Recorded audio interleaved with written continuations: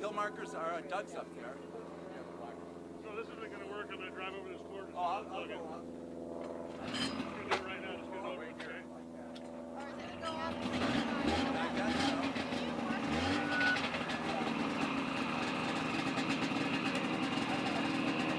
We gotta move these closer or move. Maybe we can move the microphone over there.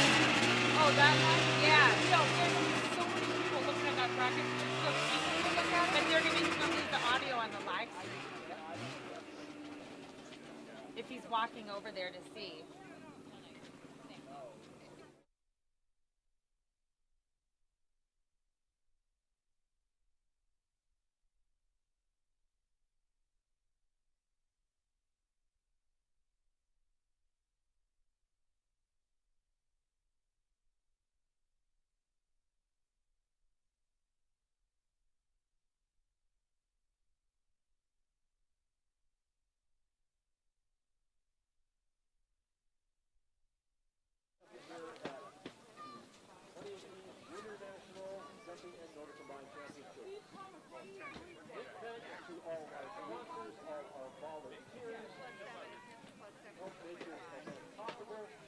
Well, I see some are already up there. I need to like, where is JR? Well, JR is coming. He said for me to tell it, but everybody is just kind of started going up there. We're here and there. Because if I could get for us to do the bracket, we can handle kind of here. It's not rocket science.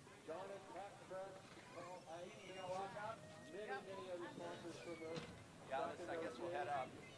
You got your radio on?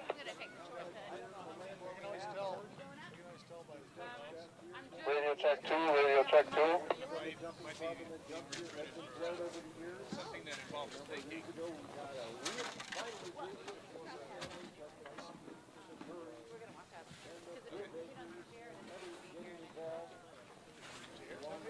Yeah, he's here. He's right there. Can you hear me?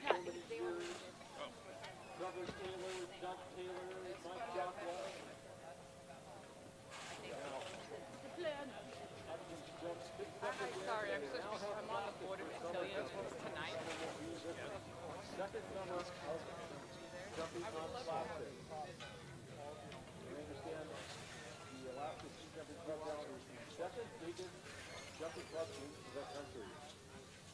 We have jumpers from all over the United States here, from the Central Division, from the Eastern Division, from Intermountain and Rocky Mountain, representing many different clubs and programs. Throughout New England, New York, New Hampshire, Vermont, Connecticut, Michigan, Illinois, Wisconsin, Minnesota, Colorado, and Utah.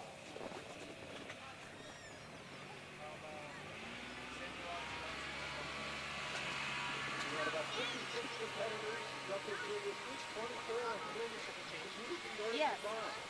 Sorry. We had relay and weight combined.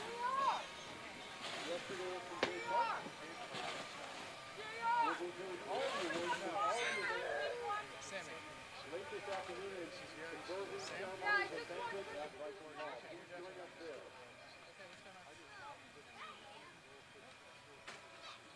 And we are also streaming live thanks to the South Hampshire High School Audio Visual Club. They have set up a live stream. We have people from around the country watching us. Yesterday, including family from Dallas, who's in.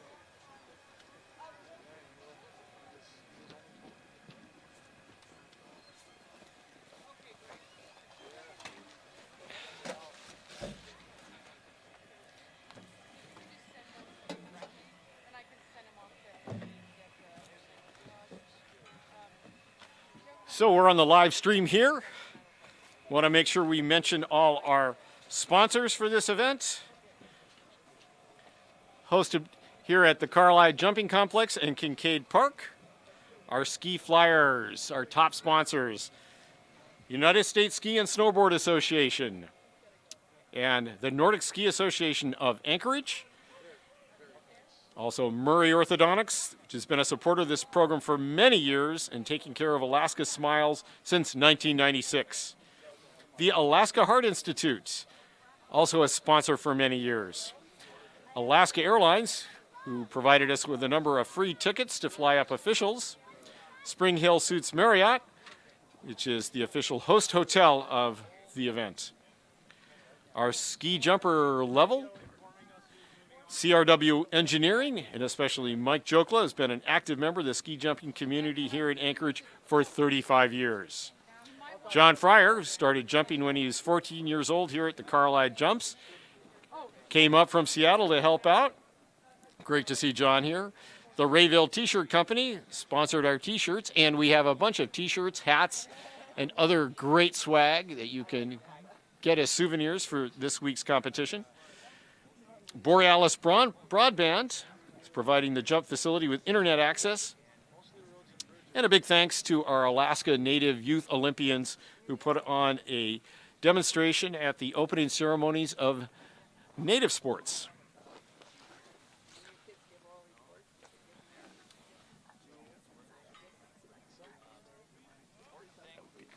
We'll have him come out here and do it. Okay.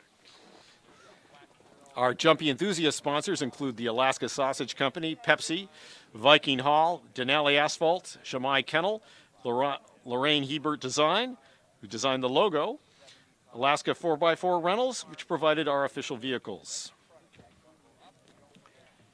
And our friends of jumping include Alaska Wooden Spoons, Alaska Mountaineering and Hiking, UPS, Spinard Builder Supply, Visit Anchorage, Broken Tooth Brewing, Green Alaska Solutions, and Ski AK.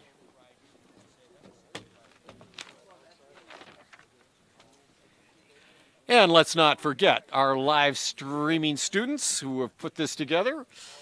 The production managers, Jager Marshall and Ian McLeod. The cam setup, Will Lord, Austin Crabtree, and Madison Smith. The South Anchorage High School Media Program. Thanks, guys. This is great.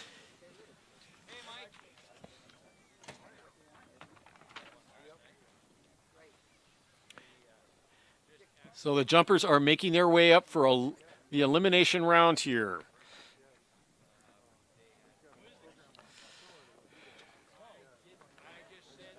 Big welcome to all the divisions and their coaches from Rocky Mountain Division. Carl Denny and Garrett Fisk are coaching. The Central Division, Jumping and Nordic Combined coaches include Scott Smith, Brian Wallace, and Ken Ripp. Our Eastern Division coaches include Colin Delaney, Chris Jones, and Ariel Picton. From Intermountain, Anders Johnson and Blake Hughes. From Alaska Division, Zach Hamill and Michael Brubaker. Our officials include Kenneth Barker, Paul Jastro, our TD and assistant TD respectively.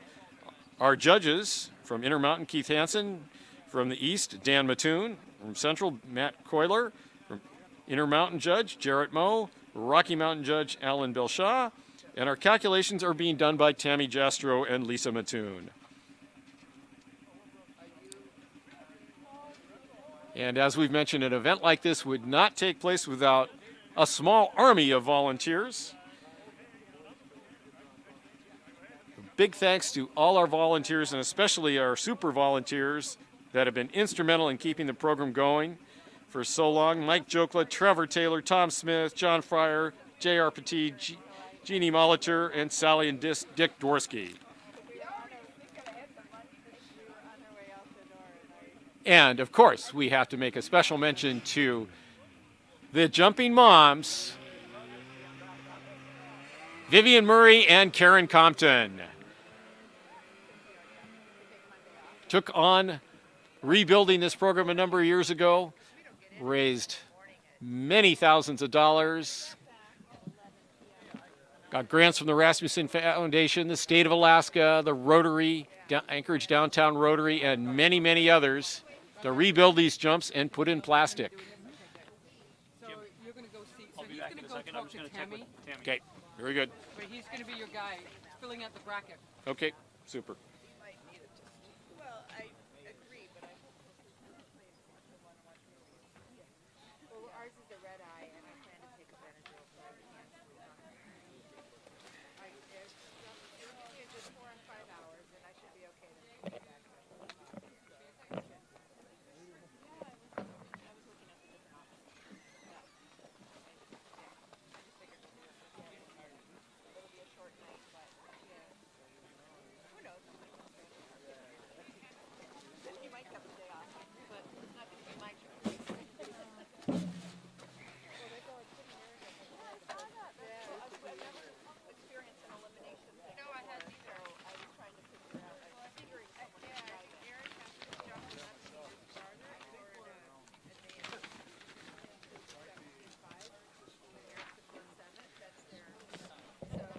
So several of the ski jumping clubs here this week are over 100 years old.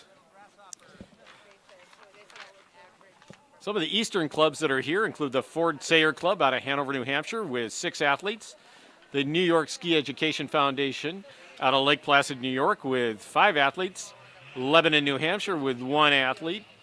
The Andover Outing Club in New Hampshire with 1 athlete. Kennett High School in New Hampshire with 2 athletes. New Hampshire is the only state that still has high school jumping. And the Salisbury Ski Club out of Salisbury, Connecticut with 1 athlete here today. Hey Lisa, you online?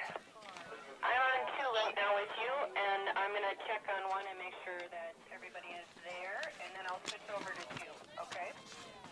Sounds good.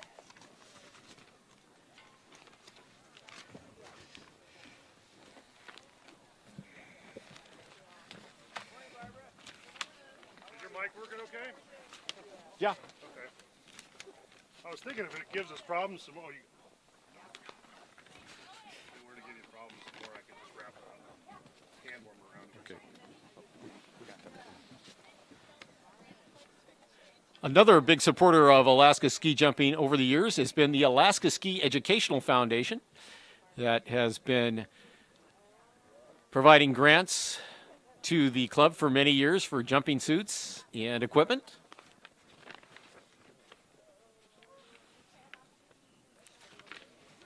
The sport of ski jumping in Alaska has a long history. There are a number of old, what we're now calling lost ski jumps scattered throughout the state. There was a jump over at Alaska Pacific University back in the 70s, also one at Russian Jack Springs. There were some jumps in Fairbanks. Apparently there was also one up in Nome and at Fort Greely and Delta Junction. There's some great old photos of the city ski jump down on Ship Creek that was in use back in the 30s and 40s. No, they told me I didn't need to. Okay, well, no, you didn't need to. It's just that if I'm on 1 and you and All those old jumps, a great part of the history. Now the only ones left here are the Carlisle Jumping Complex, where we have a 10, a 20, a 40, and a 65. And our junior national jumpers will be on the 65-meter jump hill today. We had a training round on Wednesday. Competition was set to get underway on Thursday, but that snowfall caused a cancellation of the jumps. We had to double up yesterday. The jumping competition in the morning, another one in the afternoon, and then the Nordic combined in the evening out at Kincaid.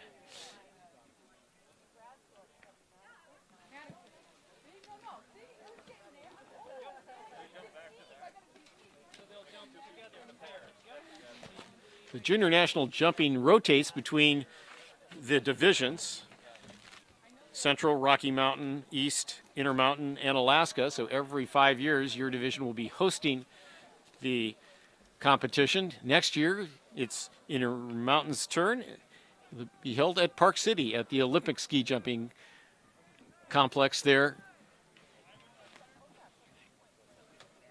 you want me to give a little run through on this? What's your title? Sport Development Director for USA Nordic. Okay, USA. So we're going to have what's called elimination jumping today. I have Jed Hinckley here with USA Nordic Sport Development Director. He's going to explain how elimination jumping works. Well, I'll explain to the best of my ability. There are a few details that I'm not exactly sure on, but I'll give you the general gist. So basically what happened is the officials took averages from the individual competition that happened yesterday morning and then created a handicap for each athlete. So what that is they'll basically be adding points to whatever distance they get. And what that's doing is it's making it so that just kind of like in golf, 2 people who maybe aren't at exactly the same level can compete against each other. And it's handicapped so that not the better jumper will always win. So there'll be a handicap today, and there'll also be gate compensation. So if you're standing down here at the bottom, you'll see a big bracket, kind of like the NCAA tournament, where athletes are jumping head to head. and you'll also see a number next to their name, and that is indicating how many points are going to be, or how many meters are going to be added to their score. So they'll jump head to head. The athlete with the lower score will be eliminated, and the one with the higher score will move on until we have our final four and eventually our winner. So this is going to be some exciting competition here today. And we're just waiting for the final word from the officials. Also want to mention a big thank you to all our distance markers there. Wave, distance markers. Let's have a big cheer for them. Woo-hoo. Yeah. They're volunteering out here. Why the judges get to be up there in that enclosed building. So I believe that last year was the first time we have done elimination jumping at Junior Nationals. And it went really well. Paul Jastro is the individual who came up with the program and the handicap system to try to do it. I believe that the system's been tweaked a little bit since last year based on feedback from athletes and coaches. So a big thank you to Paul and Tammy Jastro for working on it and setting up the brackets this year. And so hopefully we have an exciting, fun event.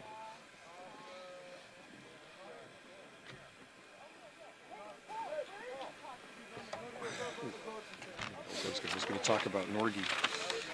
Lost my...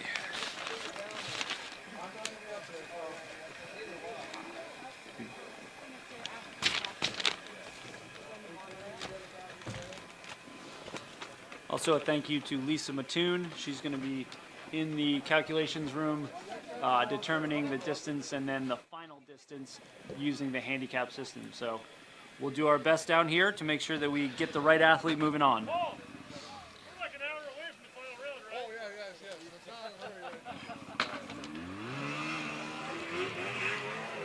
So we mentioned that there are 5 divisions represented here, but more than 5 clubs.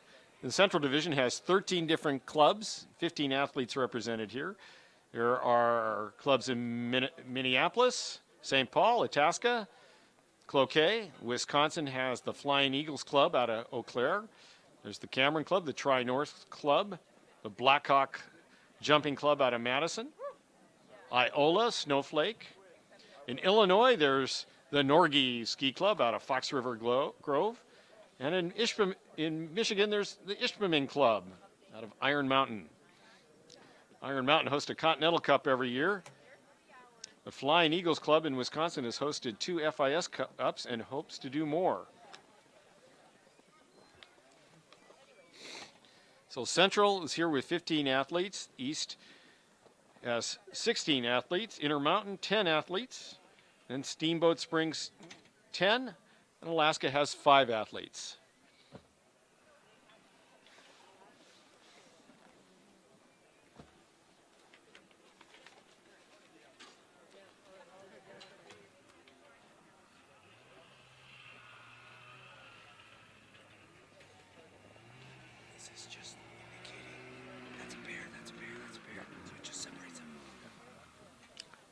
So ski jumping in the United States dates back to the late 1800s when Scandinavian immigrants started introducing the sport. It soon caught on, and actually in the early days, in the 1900s, it was the most popular form of skiing in the United States before cross country and before alpine. Lift service skiing really got started in the 40s.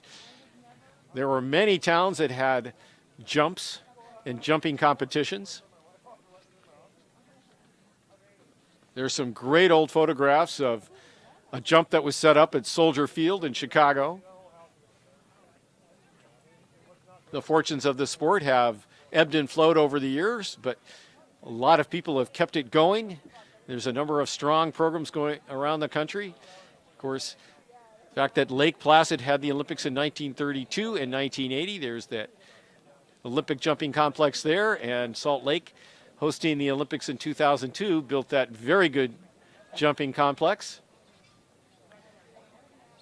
And it sounds like Salt Lake is putting together a bid for another Winter Olympics, possibly as early as 2026 or 2030. So the young jumpers you see here today, you may see an Olympic competition in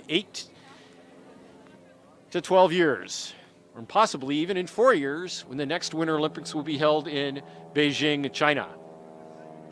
It's the last day of competition at the 23rd Winter Olympic Games in Pyeongchang, South Korea.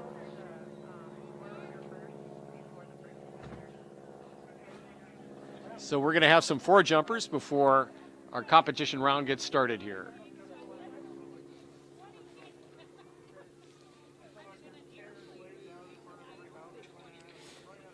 And it's been a great week for U.S. Nordic sports. Of course, by now everyone has heard of that stunning gold medal by Keegan Randall and Jesse Diggins in the team sprint.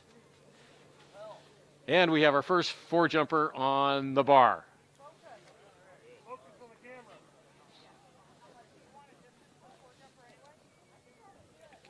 Got the name of the 4 jumper? I don't.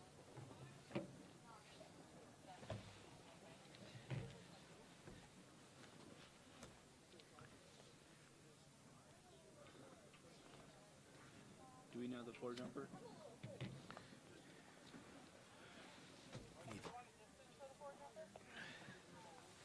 On the hill.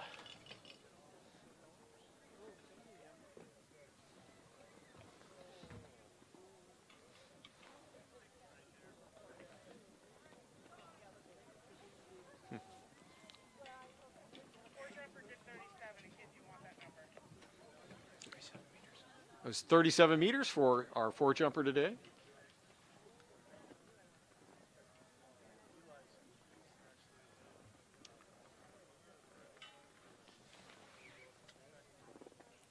So good luck to all our jumpers today. Hope you've had a great week here in Anchorage. And a big welcome to all the parents and grandparents who came up to watch and help out.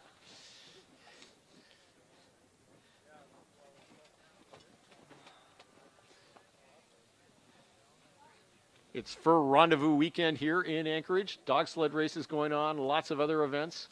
But we know the big event is right here at the Carlisle Jumps.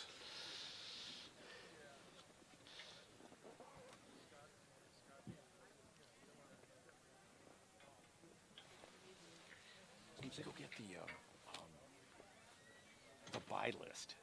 So we don't, like I could say that Dean has got to buy, or Decker's got to buy, others check. I mean, the only list I have is right here. But yeah, as we get rolling here, there are going to be some athletes that do highly jumped yesterday actually get a bye in this first round.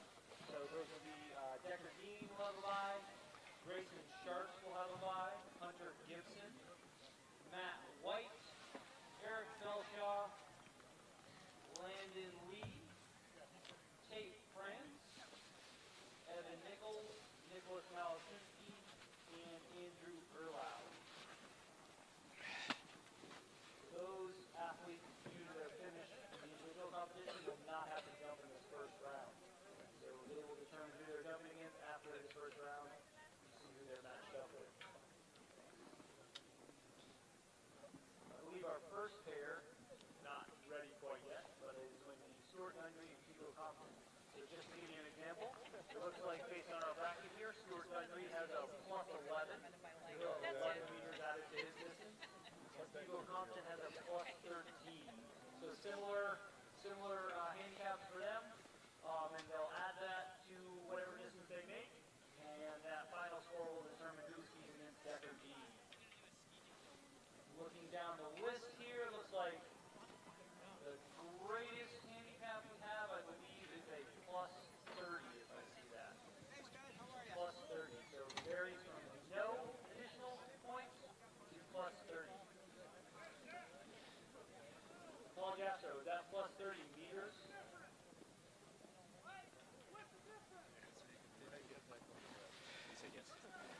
I don't know. Here's a 32. Stand corrected. Apologies. It's plus 32 is our greatest. I missed that one. Oh, there we go. Plus 32.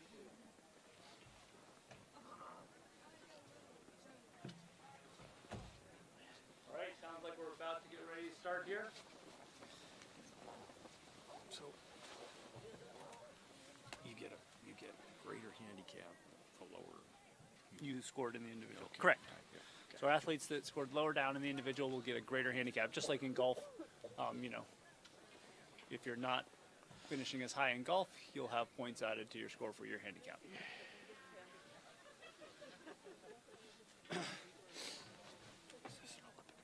Nope.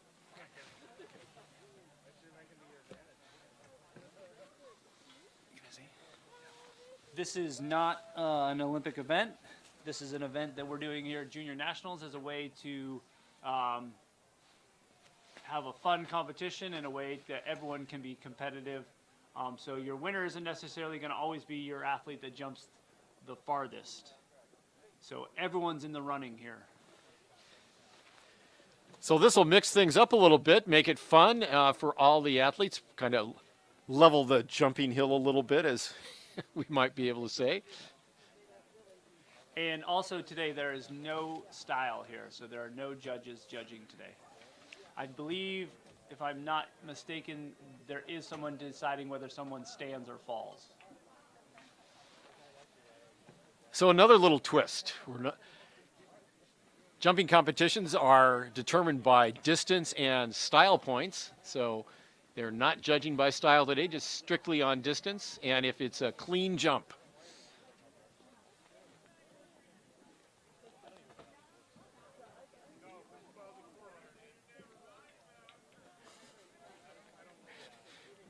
I hear some trash talk out there. And it sounds like some of the officials are having some good-natured trash talk. There's nothing quite like the fraternity of jumping.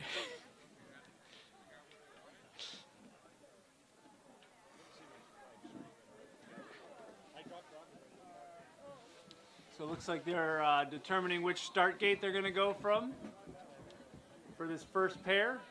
As I mentioned, we have a handicap, and then we also will have some gate compensation as well. So the bar will be moved at different times throughout the competition.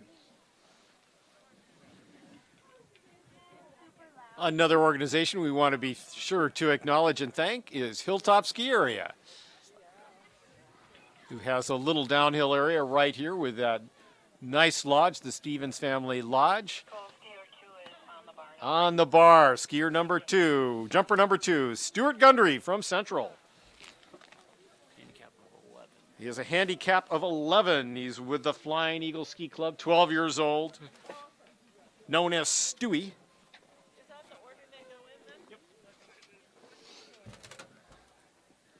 He's paired up with Hugo Compton. So Stewie Gundry's going to go first. On the hill.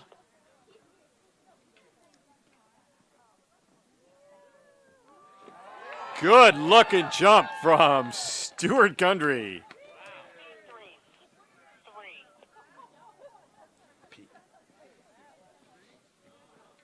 So final distance is 63.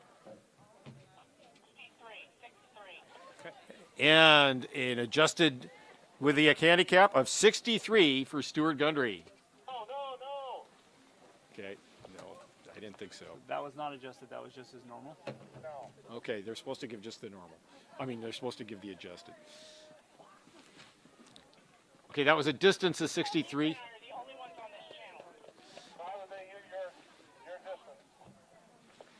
On the hill. Lisa, what's the adjusted distance? You sent it over on 1 at 74.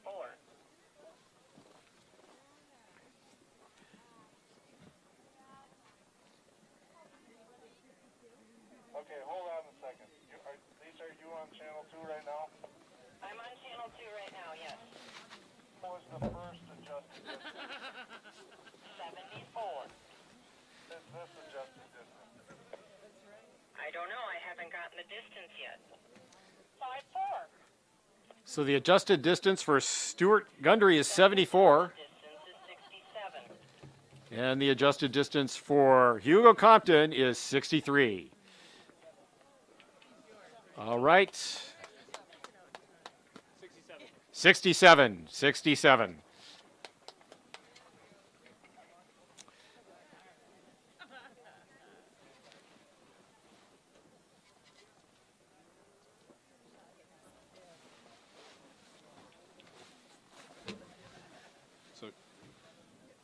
Okay, so I'm not going to announce the distance until I get it from you. Okay. I'm not hearing you on this radio, Paul. Okay, go to channel 1. On channel 1. Okay, because you're not reading the right distance. So now stay on channel 1 and then you'll hear the correct distance. Got it. Okay. So we're figuring out some kinks here. So if I'm not incorrect, our adjusted distance for Stuart Gundry was 74 meters. Got that? And our adjusted distance for Hugo Compton was 67 meters. So that would mean Stuart Gundry moves on.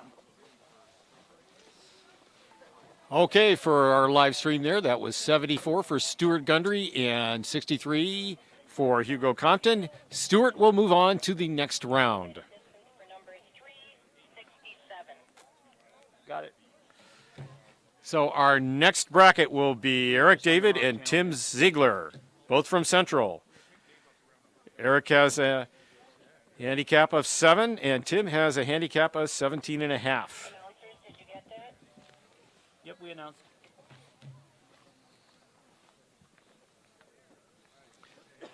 Sorry, we were just on the wrong channel.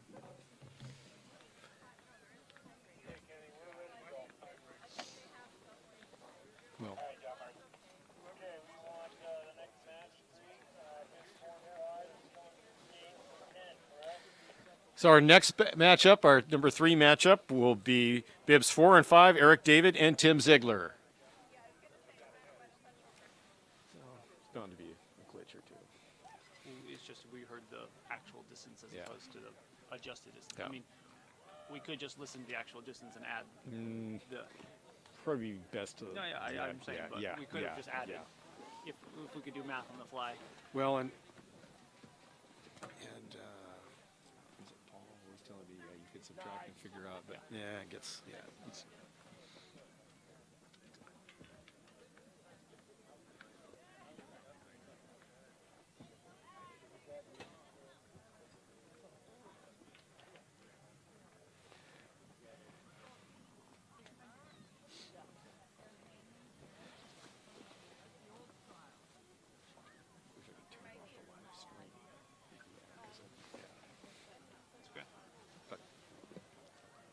Folks on live stream are getting a full view into everything, glitches and all.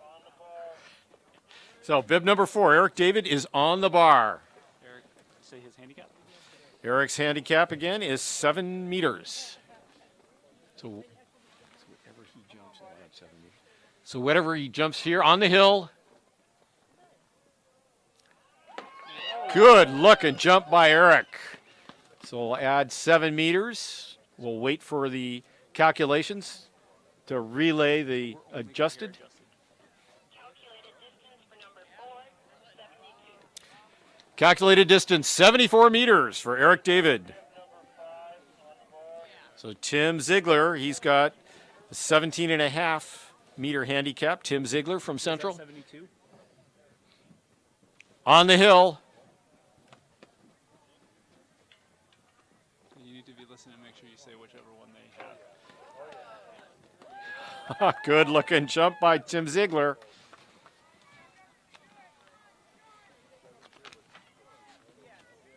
Number 5, calculated distance 76.5. So number 4 was 72, number 5 was 76.5. Correct. Calculated distance for Tim Ziegler, 76 and a half meters. 15 years old, out of the Ishpeming Ski Club in the Upper Peninsula of Michigan. Tim moves on in that round. Our next match will be Annika Belshaw of Rocky Mountain and Tess Arnone from Rocky Mountain. Annika has a handicap of 5 meters, and Tess has a handicap of 21 meters. So this should be a good matchup.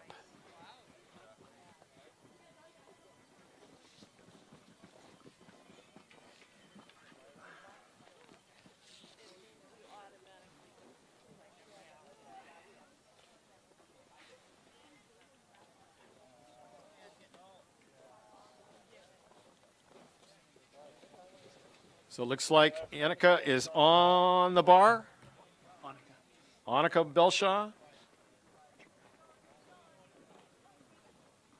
She was our winner of the U16 just. I'm not supposed to announce those, unfortunately. On the hill.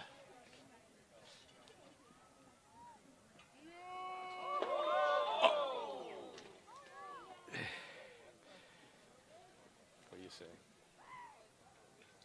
Monica fell, but looks like she's all right. Annika had a rough landing there, but it looks like she's okay.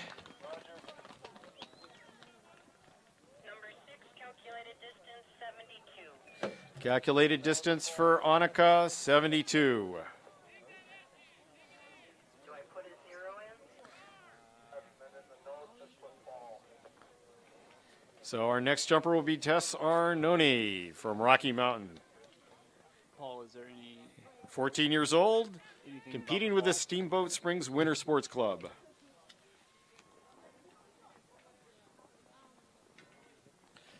Her favorite movie is 10 Things I Hate About You.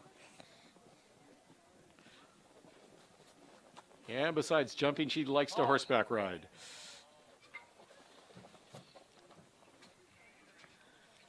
Hi, Brian.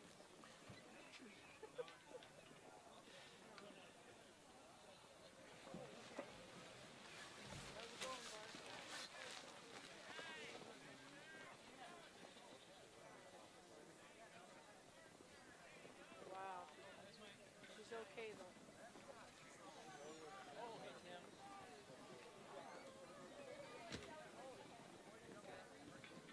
Hey, Brian.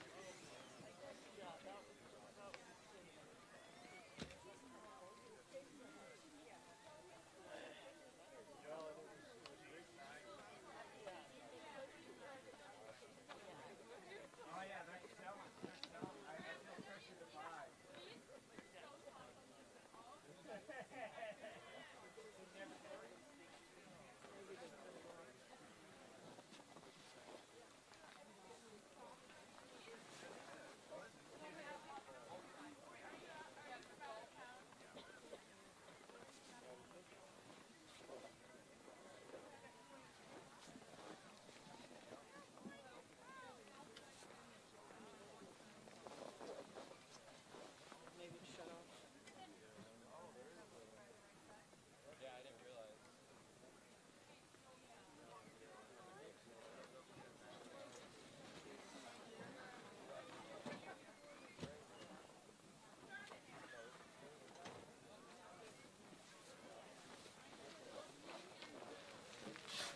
So I just checked with the officials, and in this elimination jumping, a fall unfortunately counts as 0 points.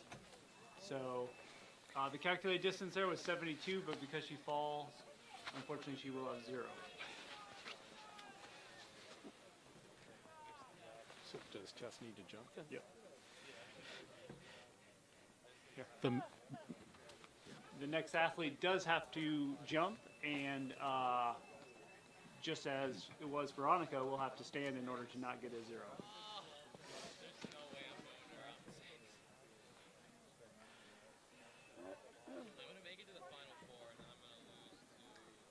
so before we're going to get back underway with the jumping here, the jump officials have to get the landing hill back into shape. They're out there raking it, smoothing it out.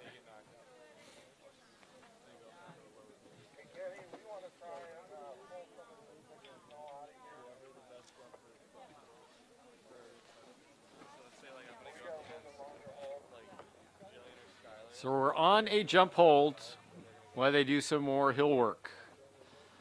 Stand by.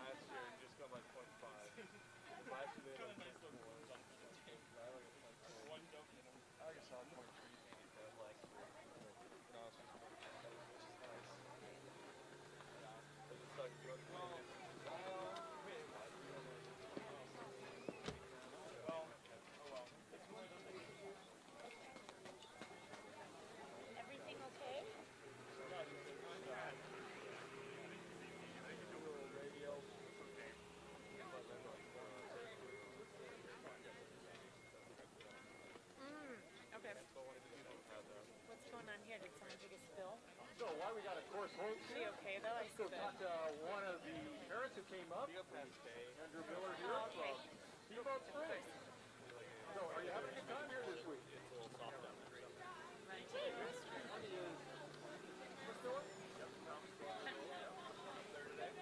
How long has he been jumping? 3 or 4 years? I don't know. He's jumping real slow. That's at Allison Hill, isn't it? Very long Allison Hill. We're going to send him to 6. Well, I think it's a long ways in the north. Good. Cool. Oh, great. How was it? Did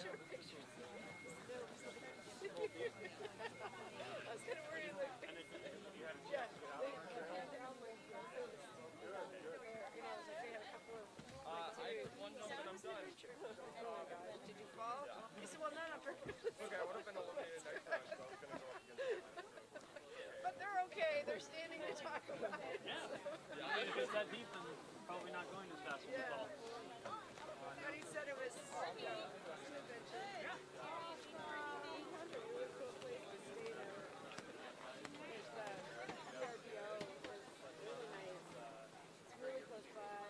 Good. Always good to see you. Great program there. So how do they build our program up here? Well, see you back up here again. When is Steve up here?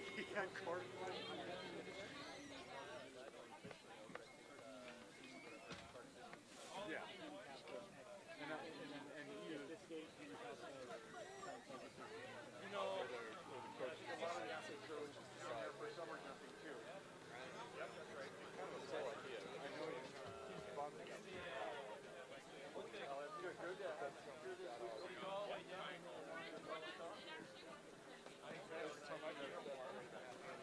That was the. I know, I'm sorry. Of course. I think I'm just gonna walk around. It's kind of cool out.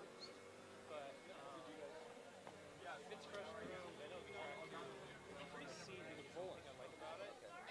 So this is his first rodeo. yeah, he's got some nice Yeah, he was in Poland last year, and the year before he had the 10 rotary meetings, so he was probably in Poland. So he didn't, yeah, he knows the 3 of them were on. Were on. I mean, that's more of like,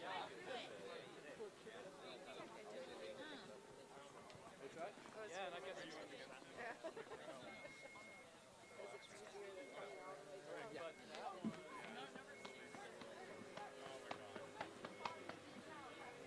Have a little bib up there for you. bridge. And it's definitely over the bridge. That's still up there.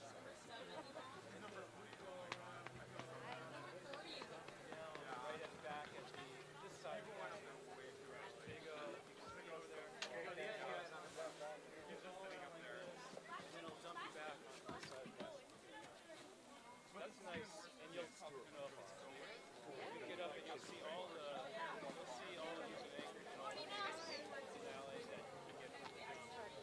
So for folks on live stream, if you just joined us, we're on a slight hold, making sure that the hill's in good condition. It was a little soft down here on the outrun, so they're clearing away a little excess snow, making sure that it's good to go for athletes as we move forward.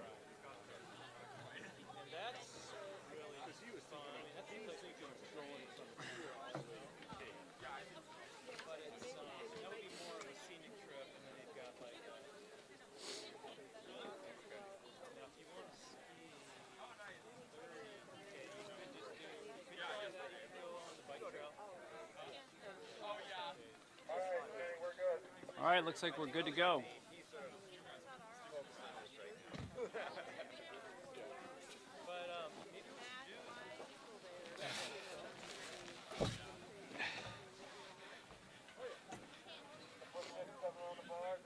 So we're still on a We're good to go. hill hold, and we just got the word that we're about good to go. So our next jumper will be Tess Arnone.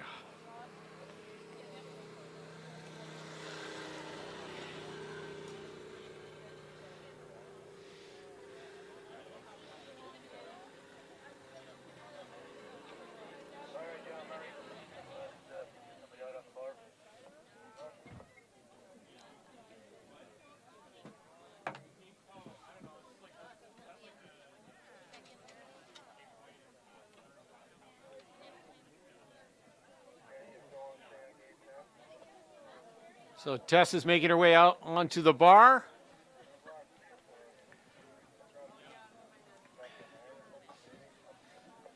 So Annika had a nice jump. She just came forward. Yeah, so Annika actually looked like she had a good jump and just landed a little bit forward. And so On the hill. with a little bit softer snow. Okay, So a clean jump for Tess. She'll move on to the next round. wait for the calculated distance. Calculated distance for number 7, 70. Calculated distance for Tess, 70 meters. She had a handicap of 21. So our next matchup will be match number 5, Samantha Masuga and Zach Zelsman, both from Intermountain. Samantha Masuga, out of the Park City Ski and Snowboard, 17 years old, a handicap of 9 meters. Zach Zelsman, also out of the Park City Ski and Snowboard, he's 13 years old, has a handicap of 14.5.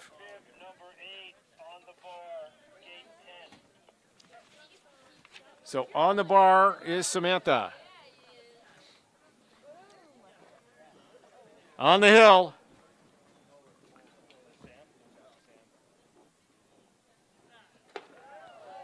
Good looking jump from Samantha.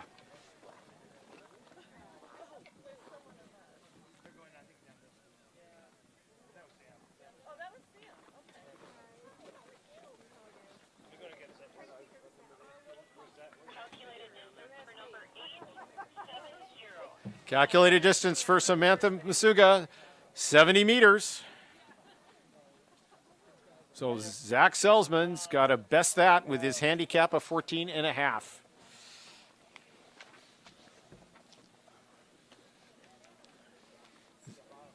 So that's another thing that's unique about this event is you notice that we have girls jumping against boys.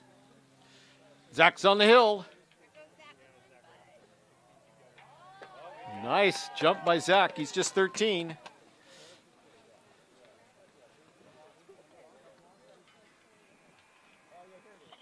For number 9,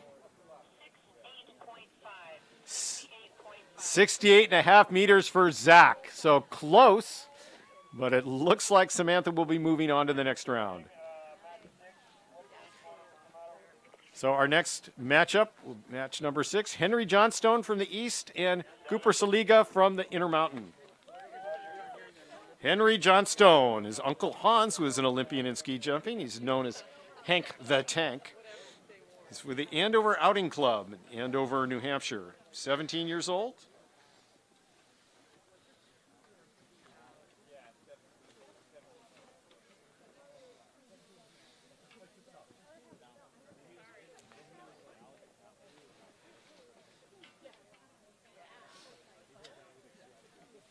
Henry is also a Nordic Combined competitor.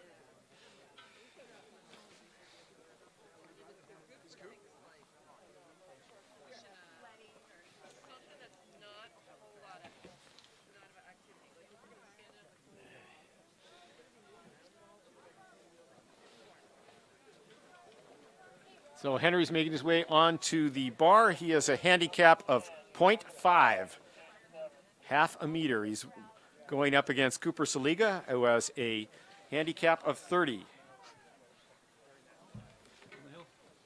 On the hill. Good look and jump by Henry Johnstone in that V style. They're doing the calculations. Calculated distance for number 10, 64.5. 64.5 meters for Henry Johnstone. So Cooper Saliga has got to best that.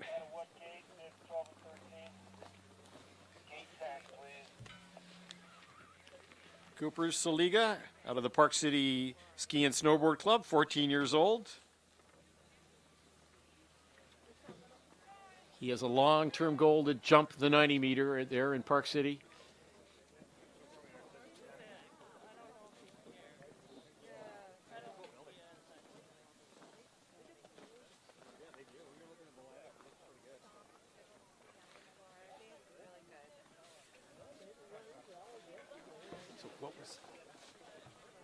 What's that distance? 64 and a half. What? 64 and a half.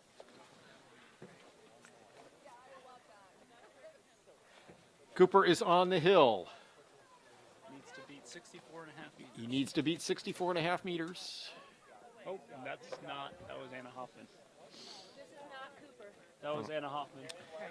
Cooper's not jumping. Okay, Cooper, correction on that. It was not Cooper. That was Anna Hoffman. Anna Hoffman out of Central. Anna Hoffman out of the Blackhawk Ski Club of Central. So she's in matchup number 7 with Thomas Miller from Rocky Mountain. Thomas Miller, 12 years old, was just talking to his dad, Andrew. They're up from Steamboat Springs.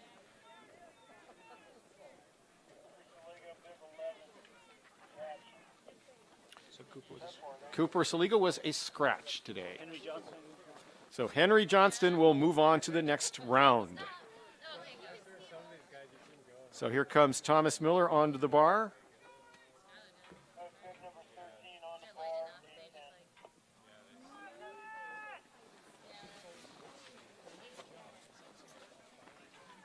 On the hill.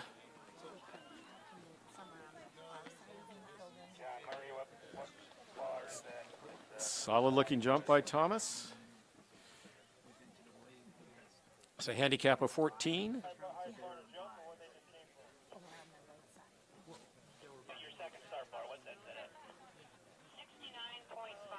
S- 69 and a half meters for Thomas Miller.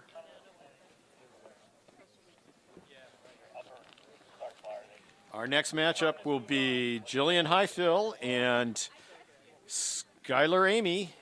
Jillian's out of Intermountain and Skylar's out of Alaska.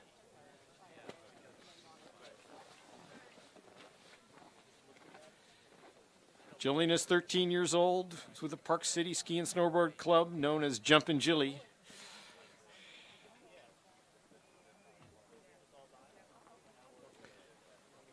She says one of the favorite movies for the Park City Ski and Snowboard Club is Cool Running.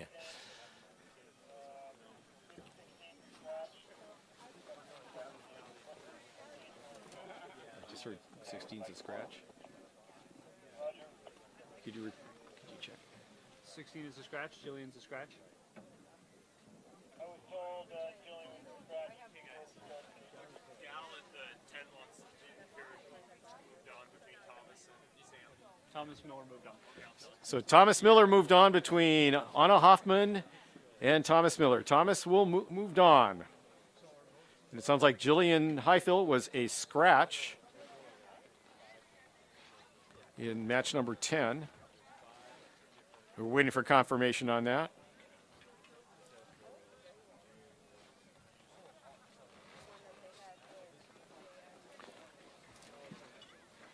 So confirm that Jillian was a scratch. I mean, that's what the starter said. Yeah, okay.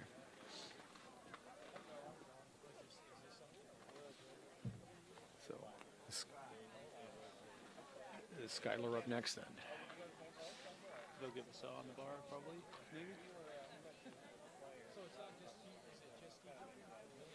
But if Jillian's scratched, Skylar doesn't actually have to jump. I thought he still had to. For Test a it. fall. Oh, okay.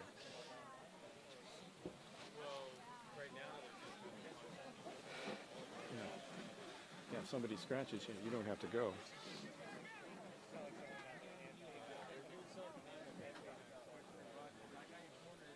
So we have a jumper on the bar, but 17 on the bar. Yep. Gate 12. Skylar. okay, so Skylar Amy, bib number 17, is on the bar. He's from Alaska. Attends the Winterberry Charter School, 12 years old. On the hill.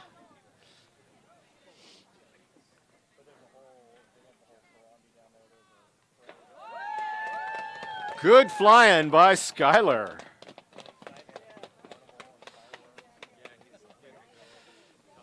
So our next matchup, match number 11, will be Gunnar Gilbertson and Jack Lawrence. Gunnar is from Rocky Mountain, and Jack is from the East. Jack's out of the Eastern Division, the New York Ski Educational Foundation. jumping program there out of Lake Placid, New York. Jack is just 14. Gunnar Gilbertson has a handicap of 8, and Jack has a handicap of 18. You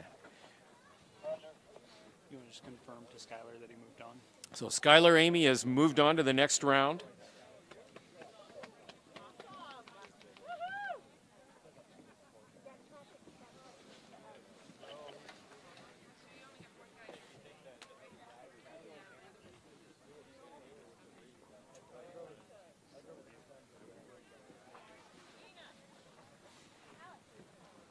John Murray, to make things easy for everybody up there, we're going to go groups 10 through 20.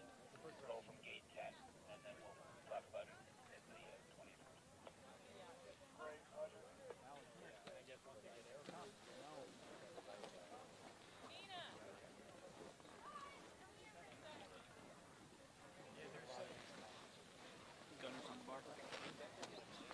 Gunnar Gilbertson is on the bar. Rocky Mountain jumper.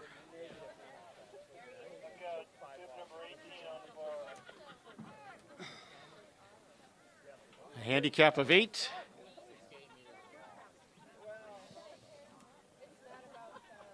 On the hill.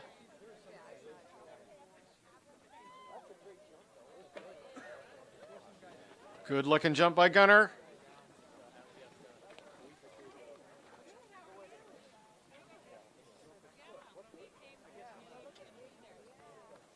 Number 18, 67.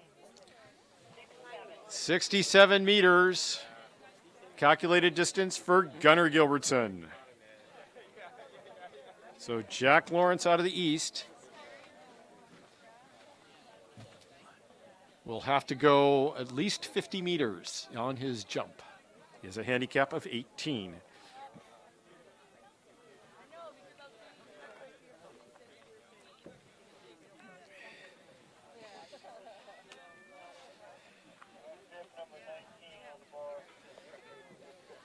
Jack Lawrence is on the bar.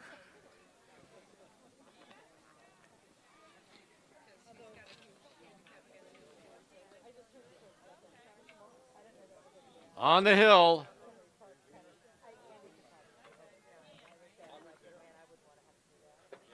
And Jack lands it. Let's get his distance.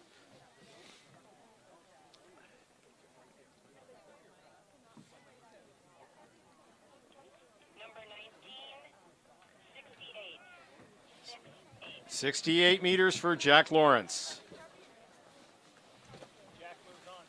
Jack moves on. Jack Lawrence moves on in that round. Our next matchup from Alaska, Gus Compton. And he's going up against, from the Eastern Division, Cameron Somerton. Gus is 16 years old. He's on the bar. He's a West High student. Also competes in Nordic Combined. Teamed up with his brother, Hugo, yesterday in the team sprint. On the hill.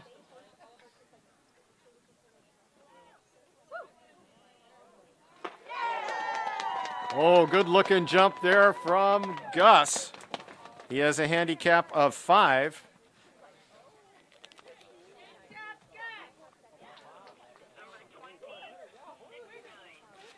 $69 meters for Gus.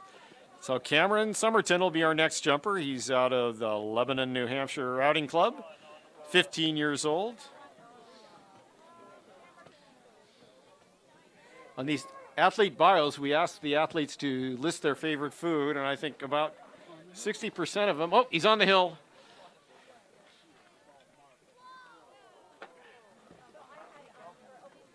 So Cameron lands it. Let's get a calculated distance for Cameron. Number 21, 66. 66 meters for Cameron. Gus Compton will move on. So elimination jumping today. Good luck and to all the athletes today.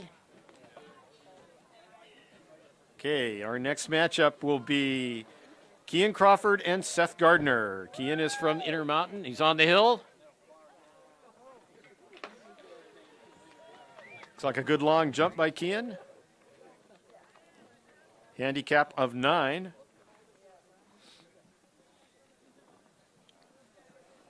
Number 22, 69, 69. Is 69 meters for Kian. Seth Gardner from the Salisbury Winter Sports Association in Connecticut, jumping for the Eastern Division, will be his matchup. He's got a handicap of 16. He's on the bar.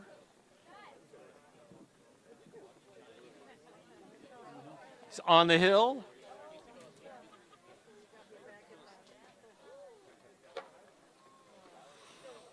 Close. Looks like this one is going to be close between Kian Crawford and Seth Gardner. Number 23, 67.5. 67.5. 67 and a half meters for Seth, so Kian Crawford will move on. Very close.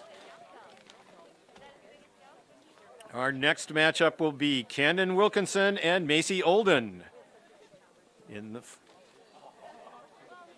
Camden is from Rocky Mountain, 15 years old. He's getting on the bar, competes with the Steamboat Winter Sports Club. He's been jumping since he was 7. He's got a handicap of 3.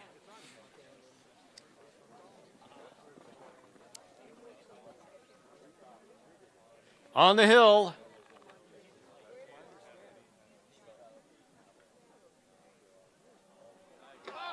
Oh, he floated and flew.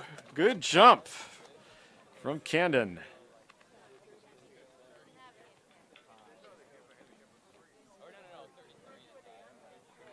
Number 24, 68. 68 meters for Camden. So our next jumper is Macy Olden from Intermountain, the handicap of 32. Park, 13 years old. She's on the bar. She's on the hill.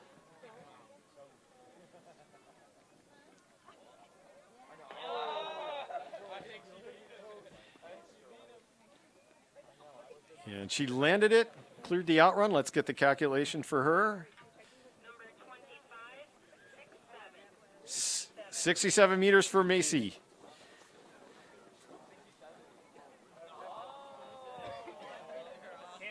Camden moves on. It was close. Camden Wilkinson will move on to the next round. Our next jumper, Augie Shiny from Central. He's matched up with Cameron Forbush from the East. Augie's on the bar. 17 years old with the snowflake. He's on the hill.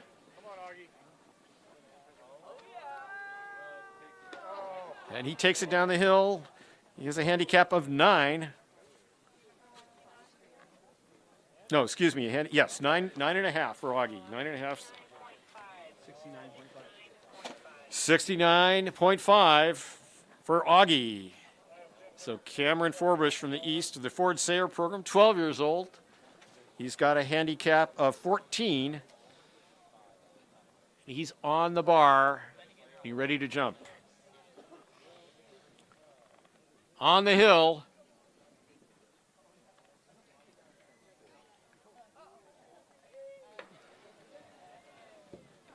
He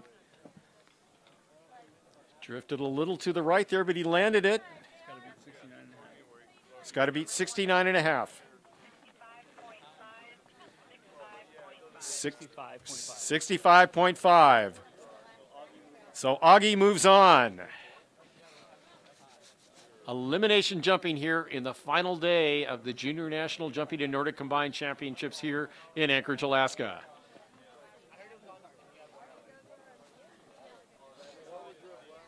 And we've had a little bit of every kind of weather here this week. Brilliant sunshine, snowstorm.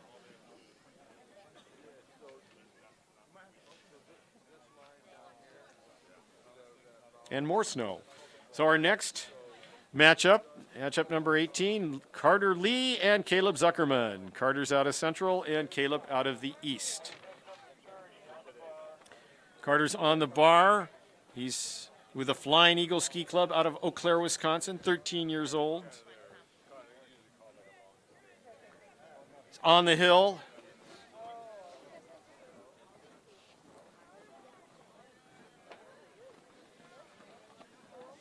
Carter gets a good flight there. He's got a handicap of 11.5. Number 30,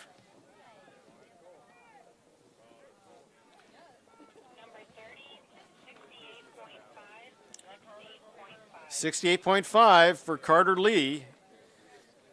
Caleb Zuckerman from the East has a handicap of 14.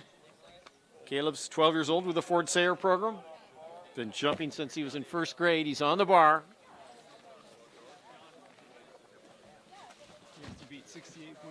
He has to beat 68.5. He has to beat 68.5. He's on the hill.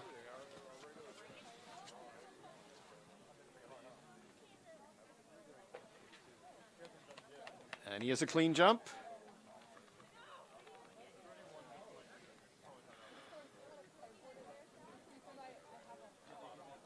Number 31,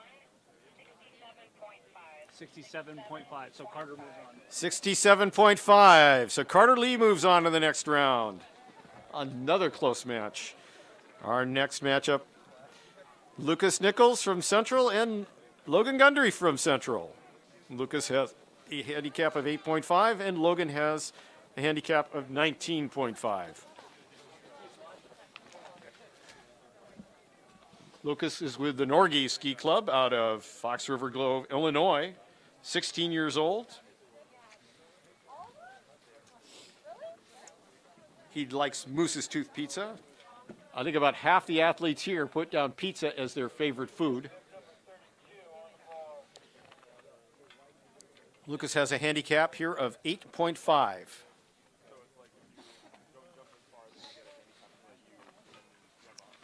He's on the bar.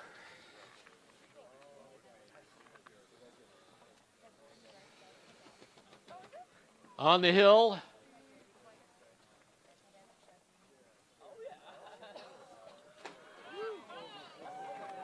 And he flew far. That was a good looking jump from Lucas. Number 32, 71.5. 71.5 meters. 71.5 for Lucas Nichols. So Logan Gundry's got to top that. Logan has a handicap of 19.5. He's with the Flying Eagle Ski Club. He's on the bar. He's 15 years old. He's been jumping since he was 8. On the hill.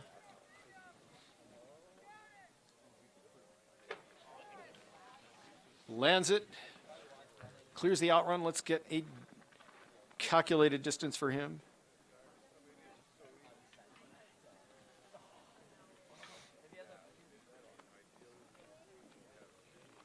Number 33, 69.5. 69.5. Lucas moves on. Lucas Nichols moves on. Another close matchup. So Bennett Gamber's on the bar right now. He's out of Rocky Mountain. He's on the hill.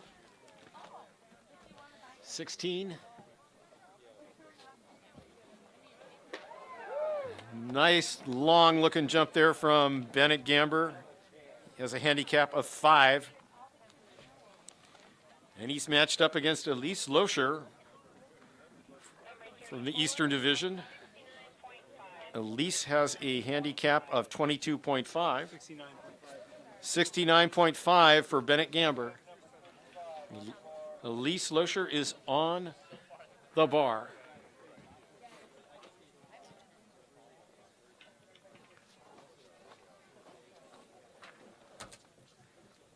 On the hill.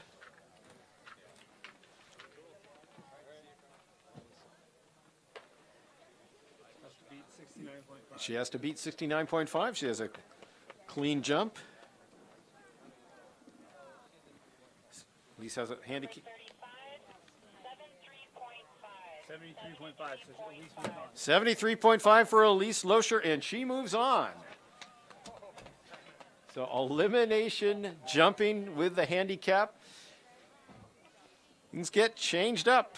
Makes it exciting. All right, our next matchup, Paige Jones and AJ King. Paige is out of Intermountain, and AJ is out of the Eastern Division.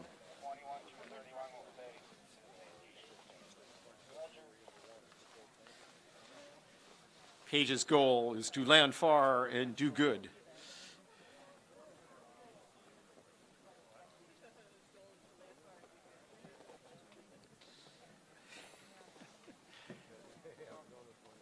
She's with the Park City Ski and Snowboard Club. Claims she doesn't have any other sports.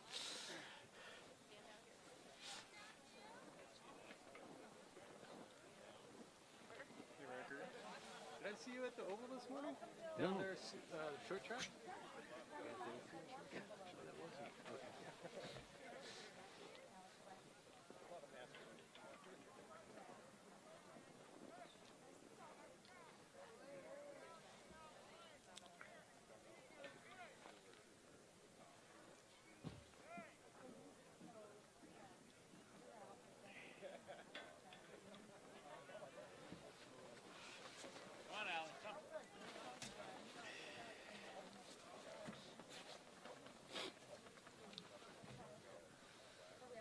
Looks like we're changing the bar up there.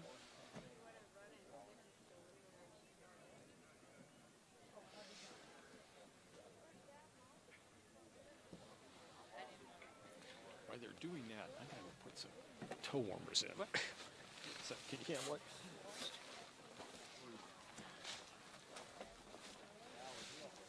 Looks like Paige is sliding out on the bar right now. You can go. Go fine. I believe they had a bar adjustment or gate adjustment. She's coming from gate 10. So Paige is on the bar, waiting to jump. She's on the hill.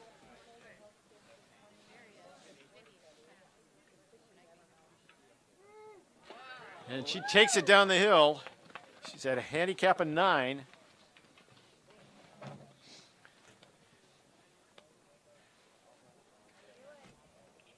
Number 36, 73. 73 meters for Paige. All the competition this week has been on the 65-meter hill, the big hill here at the Carlisle Jump. So our next jumper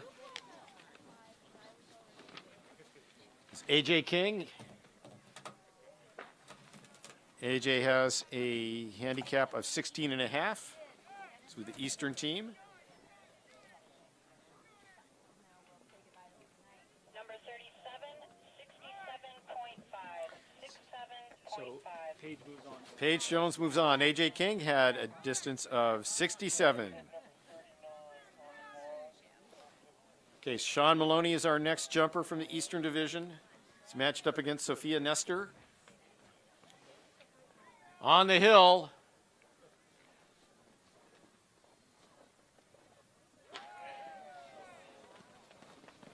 And he lands it. Let's get a distance from him. He's with at Kennett High School in New Hampshire. Number 39, 68.5. 68.5 meters for Sean Maloney. And he's going up against Sophia Nestor. Sophia Nestor from Intermountain. Sophia's on the bar. She's 18 years old, out of the Park City Ski and Snowboard Club. On the hill.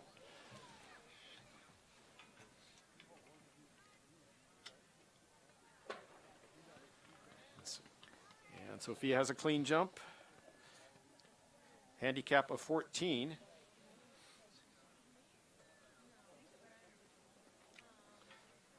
Number 40, 68. 68 meters. Oh, so Sean Maloney moves on. So 68 meters for Sophia Nestor. Sean Maloney will move on to the next round. Our next matchup, Alex Brabeck and Eric Gessner. Alexa is out of the Rocky Mountain Division, has a handicap of 13. And Eric Gessner is out of the Central, has a handicap of 14. Alexa is on the bar.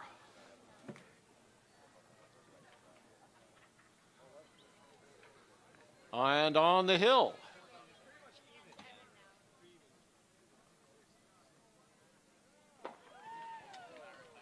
And she lands it. Clean jump.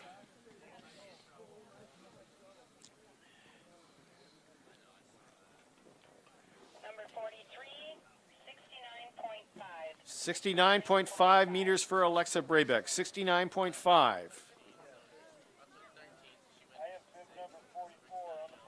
So Eric Gessner's on the bar. He's out of Central in the Blackhawk Ski Club in Madison, Wisconsin. 15 years old. He's on the hill.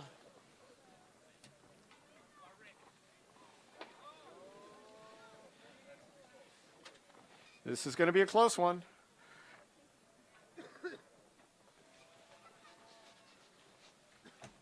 Number 44, 68.5. So Alexa moves on. 68.5. 68.5.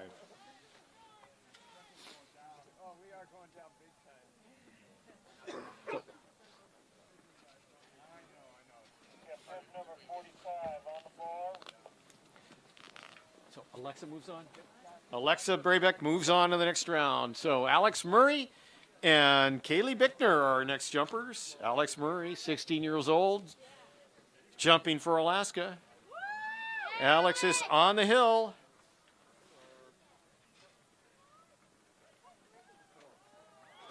And he brings it down. He has got a handicap of 13. No, a handicap of 8.5. Handicap of 8.5 for Alex Murray. He's going up against Kaylee Bickner out of Central the Norgie Ski Club, 17 years old. 73 for Alex Murray. Kaylee Bickner has a handicap of 20.5.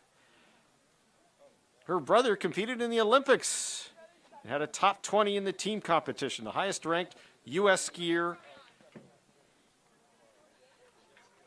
The Norgay Ski Club had three ski jumpers on the Olympic team. So Kaylee is on the bar, waiting for the starter's flag.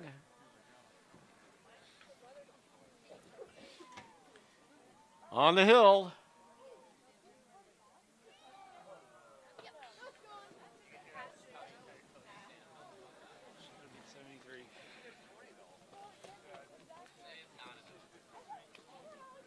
Number 46, 63.5. 63.5 for Kaylee. Alex moves on. So Alex Murray moves on in that round. We're getting down to our last three matchups. We got Aiden Rip and Rachel Herder. Aiden Rip is out of the Cloquet Ski Club in Minnesota, 17 years old. 5.5 handicap. Rachel Herder, Intermountain, has a handicap of 26. Aiden is also a Nordic Combined skier. His team won the Nordic Combined Relay yesterday out at Kincaid Park. I have bib number 47 that would like to come out of gate 7.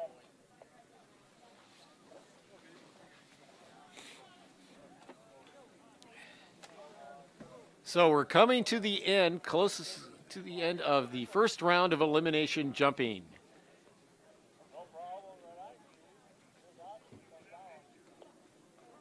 Then we'll move on to the second round.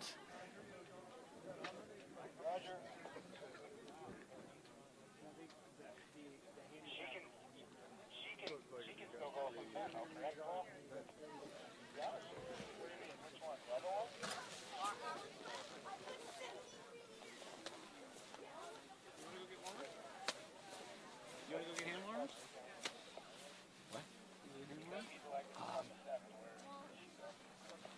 Which break do you think will be between I rounds? can know. Okay, yeah, why don't you go? Trying to be clear, that's all. No problem. Roger.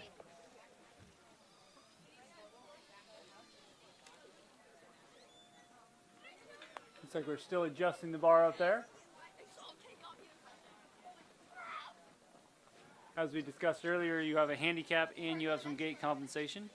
Try to make it as fair as possible. That way we can see some nice long jumps by as many athletes as possible.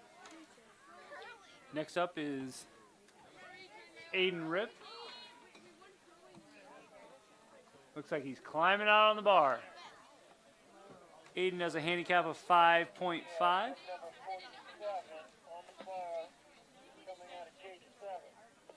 Aiden's coming out of gate number 7.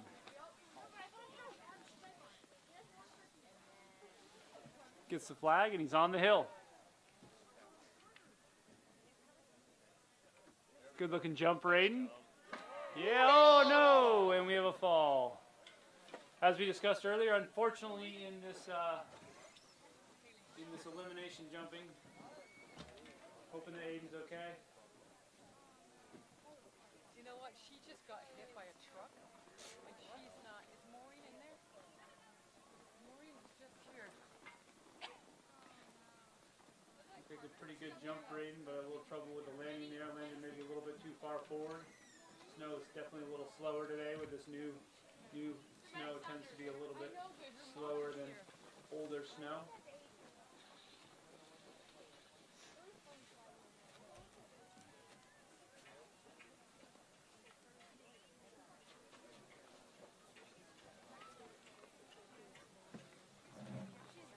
We have a calculated distance.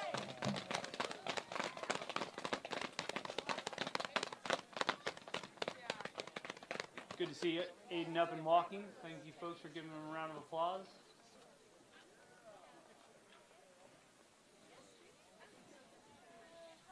Definitely hoping Aiden's okay.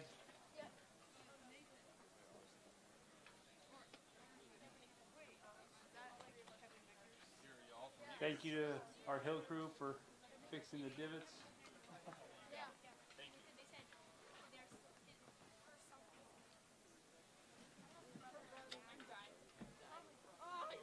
So Aiden's going to get checked out by Ski Patrol. We also have Aiden's dad, Ken Rip, there. Ken's a doctor, so he's in good hands right now. Slight pause to make sure the hill's okay.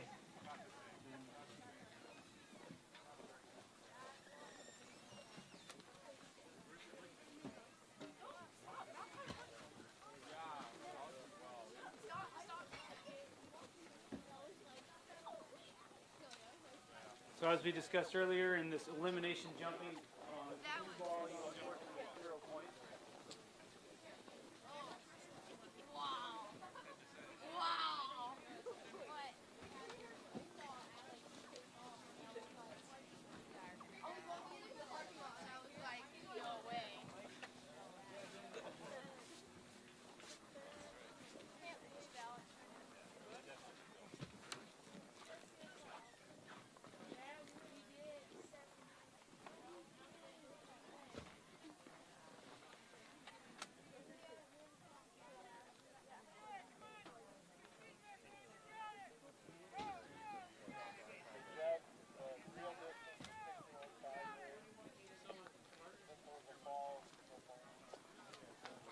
Got it. I heard we had a crash. So yeah, so I believe the actual distance was 61.5, but Aiden will get 0 points due to the crash. But definitely hoping he's okay. So Rachel's our next jumper. Okay, our next jumper will be Rachel Herder from Intermountain. Oh, she's got a fan club here. 13 years old. Park City Ski and Snowboard Club. Just started jumping 2 years ago.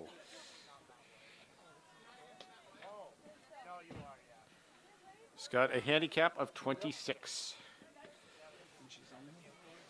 On the hill.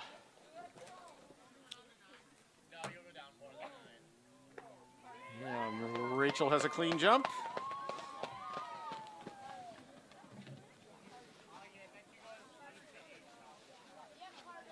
Number 48,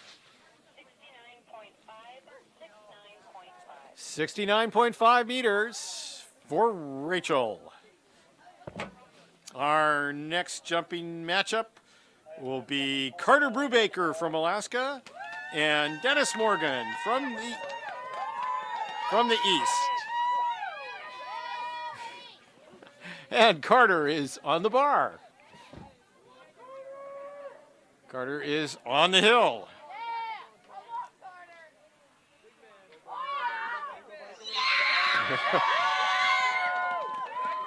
And I think Carter likes how he just jumped.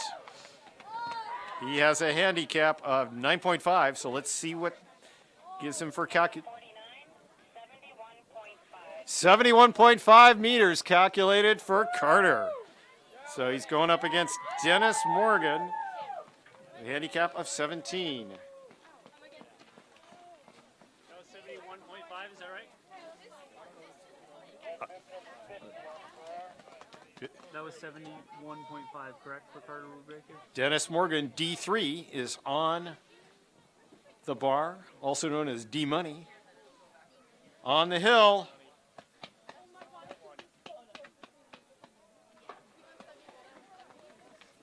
And he has a clean jump. Dennis has a handicap of 17.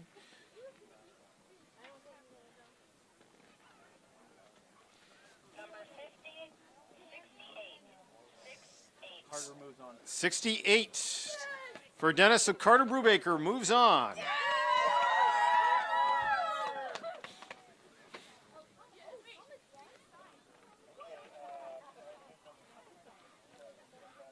So our last matchup for this first round of elimination jumping is Bryce Clock and Teddy Ruth, both jumping out of the Eastern Division.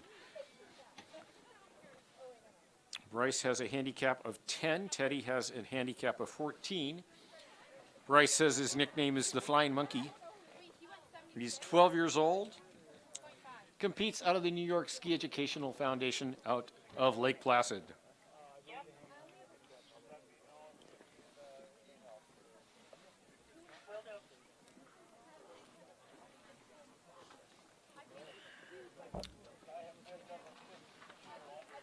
For 52, Bryce Clock is on the bar.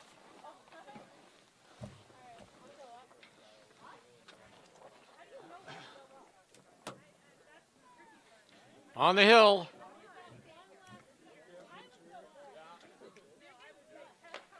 And Bryce lands it. Let's get his calculated distance.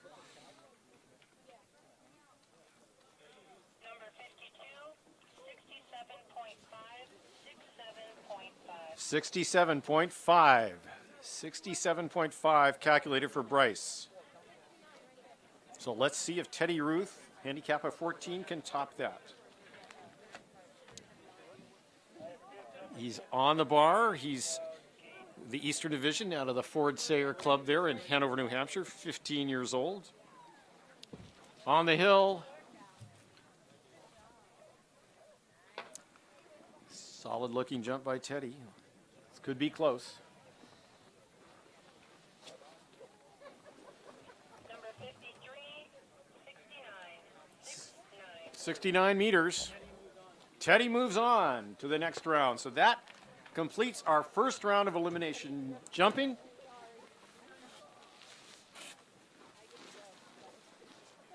They'll be putting together the matchups for the second round brackets.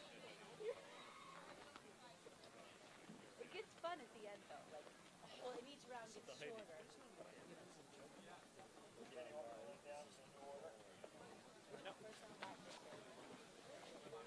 Any break, or are we moving right into the second round?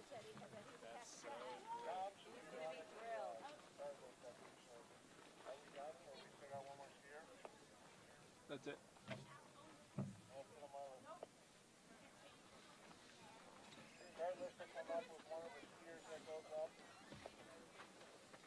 And then we'll get rolling, so maybe 5 minutes. Well, there'll be a total of 6 rounds to determine our winner today.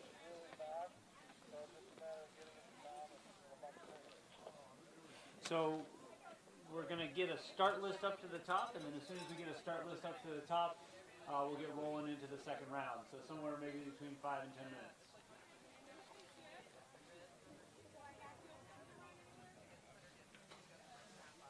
Maybe, you want me to find him? Start list is 5 minutes out. Where? Chris Gilbertson coming in. Chris Gilbertson, could you report to the announcing tent? Chris Gilbertson, please report to the announcing tent. So we're about 5 to 10 minutes away from round 2.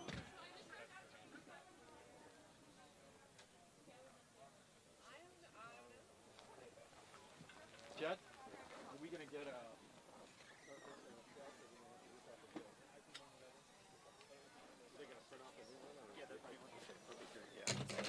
have another one.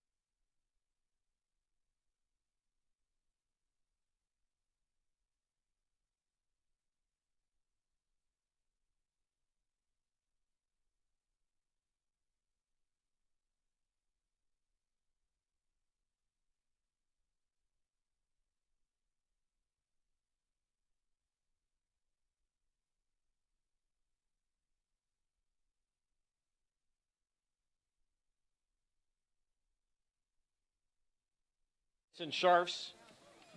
And we're going to have Hunter Gibson and Skylar Amy be followed by Jack Lawrence and Gus Compton, Kean Crawford and Camden Wilkinson. Augie Shiny and Matt White will be going head to head. Andrew Erleb and Carter Lee will be duking it out. Lucas Nichols and Elise Loescher will be seeing who can fly the farthest. And then Paige Jones and Nicholas Melchinski. Sean Maloney and Evan Nichols. Tate France and Alexa Brabeck are going to duke it out. Alex Murray and Rachel Herder. Carter Brubaker and Landon Lee, and Teddy Ruth and Eric Bilshaw. Now, some of these athletes did not jump in the first round. They had buys because of their performances over the last 2 days. Some of our top jumpers did not have to jump in the first round. So things are going to get interesting here as we whittle down this next round from 16 pairings to 8. I guess you could call this the Sweet 16.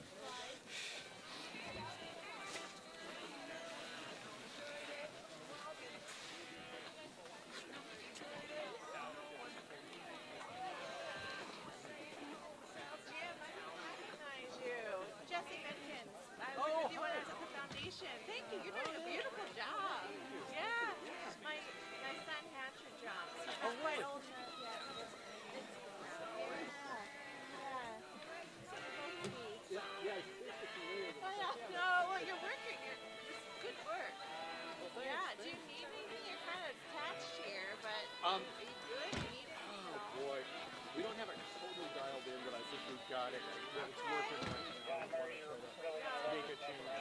It's like sometimes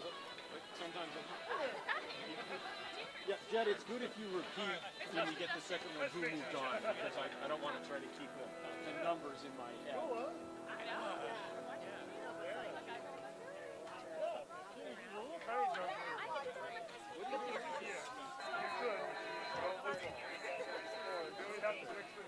guess our definition of whether just going to the bottom and falling off. So we have one badass coach. He jumped 20 on us. He was an Olympic balled up.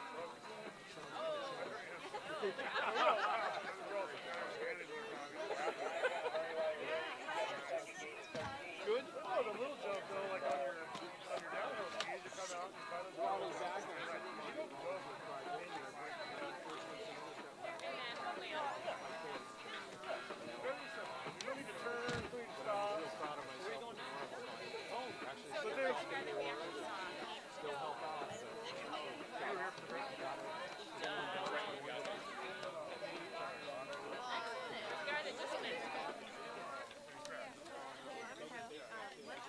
Yeah, so all of our crashes are pretty much happening. Oh, really? What it is that we have to break all the snow walls.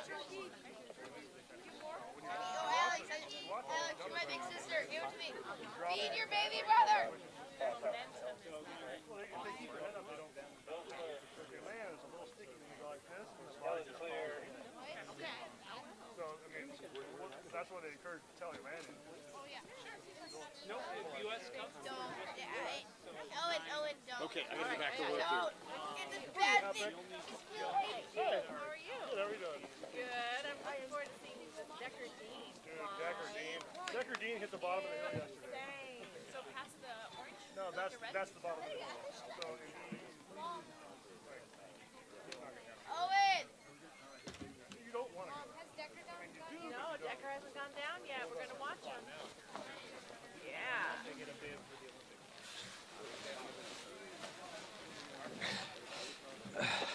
See, today it's all just no style. Today's just not going. Yeah, they still have the junior program. Elimination plus their kid, their national team is actually training. No, distance.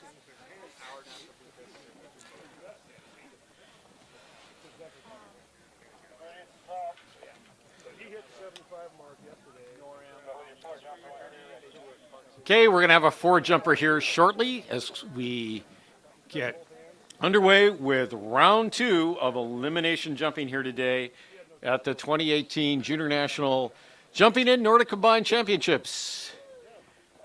Hosted by the Nordic Ski Association of Anchorage, the United States Ski and Snowboard Association, held here at the Carlisle Ski Jumping Complex, adjacent Hilltop Ski Area, the Hillside Park, where we've got downhill skiing, jumping skiing. Oh, on the hill with our four jumper. It's Owen Mons. Owen Mosen, our four jumper today. So our first pairing today will be Decker Dean and Stuart Gundry. Decker Dean out of Rocky Mountain, 0 handicap. He's known as D2. He's 17 years old, been jumping since he was 6. Coached by Carl Denny. Decker is on the bar.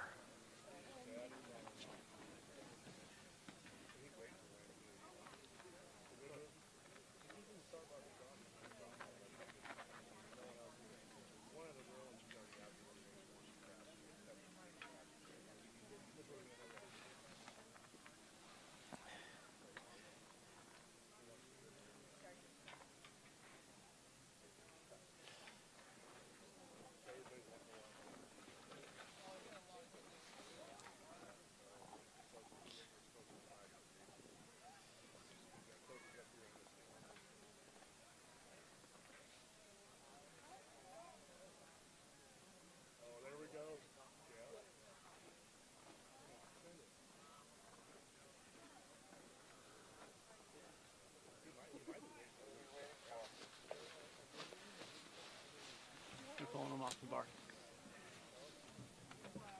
Okay, looks like we have a hold.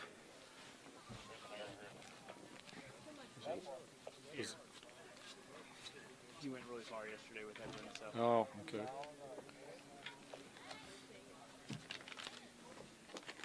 So the officials look like they're making an adjustment. So we're on a short hold.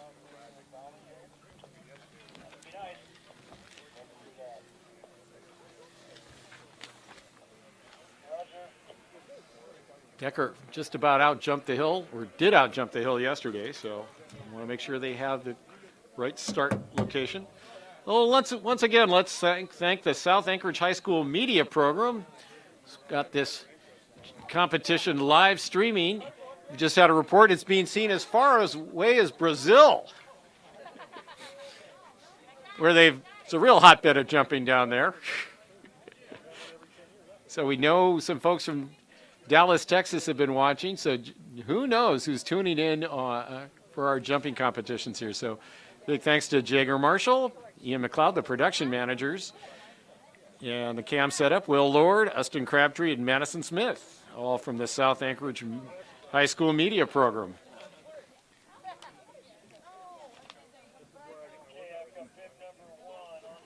Okay, we're getting back to it here. Decker Dean, bib number 1. No handicap.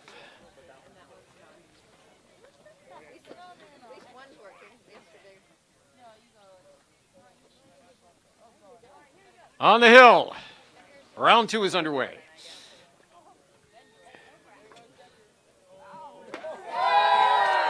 Decker Dean takes it way down. Yeah.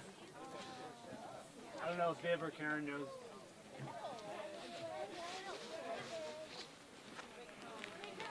Decker Dean will get, well, he has no handicap, so 69.5. 69.5. Jumping past K. So Stuart Gundry will be our next jumper. Handicap of 11.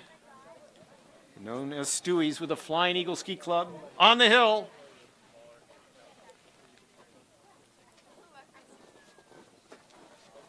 He takes it down. Good jump by Stewie. Think this is going to be close.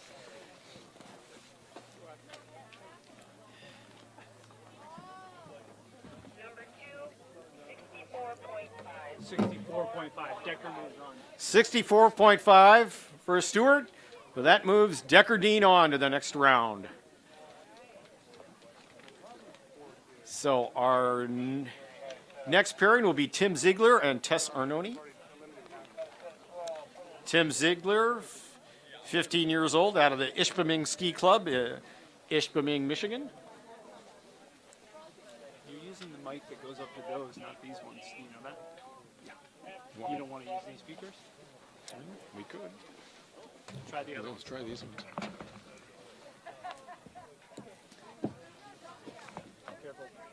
Careful. I just don't want it to blast you. See how it is. So Tim Ziegler will be our next jumper. He's got a handicap of 17.5. Can we ask the crowd if that's better? So is this coming across better? Can you hear us down there? Oh, yeah, okay, much better. Can they hear us on the hill? Course markers. Can you hear us? Carol Howarth, can you hear us? Yes, you can.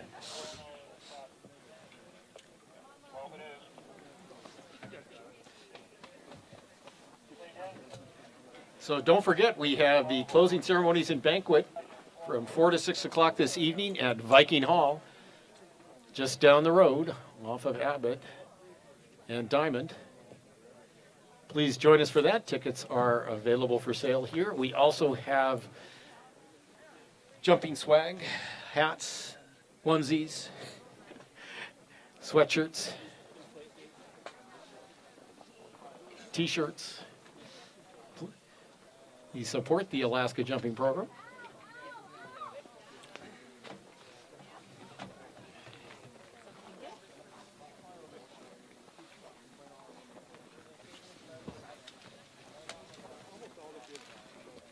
So while we're waiting for the next jumper, we'll just again mention our great sponsors, Murray Orthodontics, the Alaska Heart Institute, Alaska Airlines, and Spring Hill Suites, CRW Engineering, John Fryer, Rayville T-Shirt Company, and Borealis Broadband. Okay, we've got a jumper on the bar. That should be Tim Ziegler.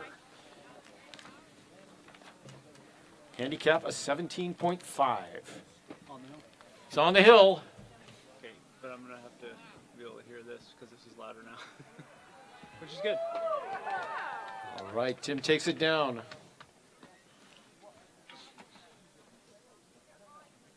Number 5, 74.5, 74.5. 74.5 for Tim Ziegler.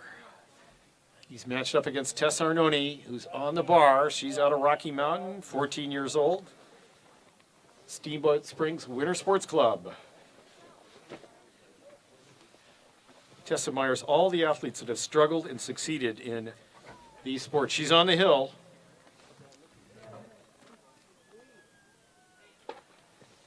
It's like a solid effort by Tess. She has a handicap of 21.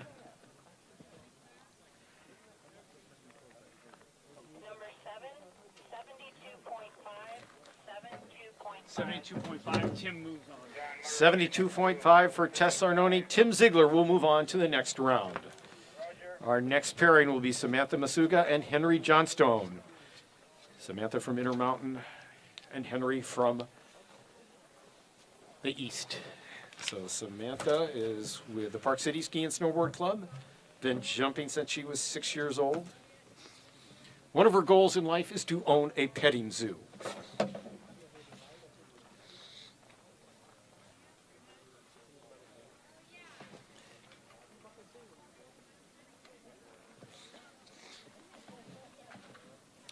This is better.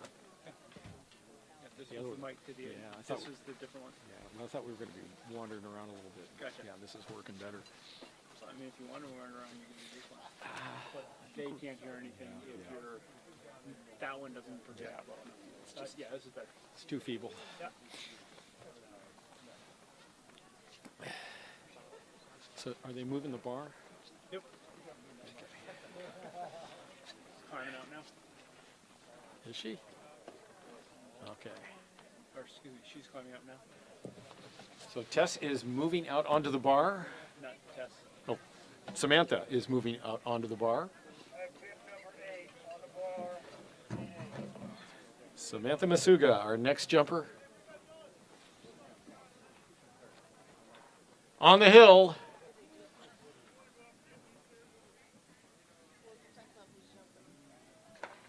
Good looking jump by Samantha. She has a handicap of 9. Number 8, 62.5, 62.5. 62.5. Calculated for Sam. Henry Johnstone, our next jumper out of the East, a .5 handicap. So he's one of our top jumpers.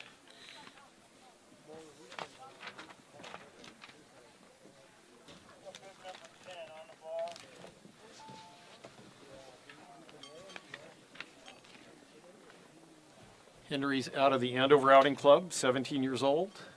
He's on the hill.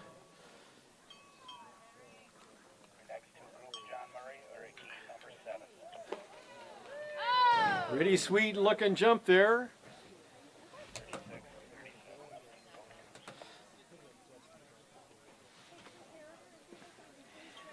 Number 10, 65.5, 65.5. 65.5. Henry Johnston moves on to the next round. They say when you pop a good jump, it's just like you're floating. Floating and flying. So our next matchup will be Thomas Miller and Grayson Scharfs. Thomas is out of the Rocky Mountain Division, has a handicap of 14.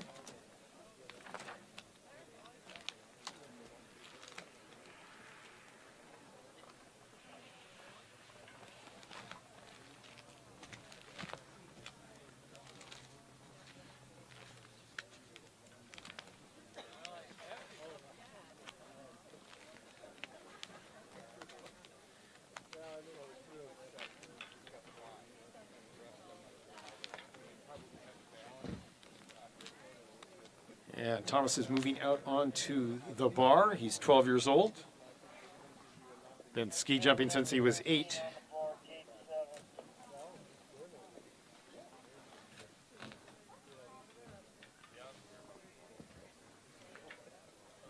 On the hill.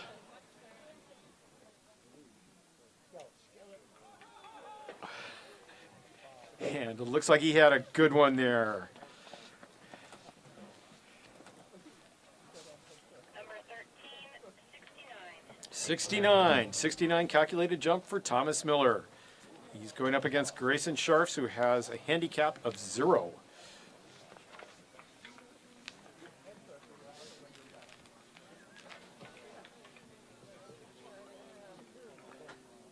So Grayson is moving onto the bar.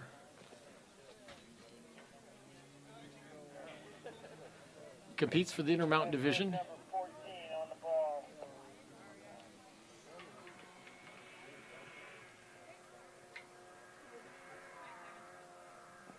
On the hill. Oh, good looking jump there from Grayson. Let's see what it comes out at. It's going to be close, according to Jed.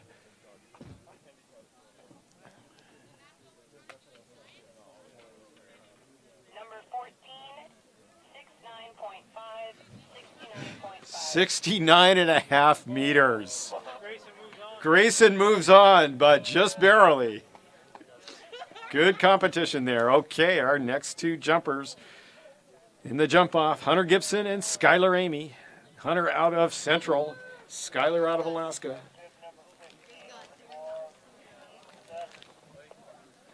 Hunter Gibson is on the bar, awaiting the green light. He's on the hill.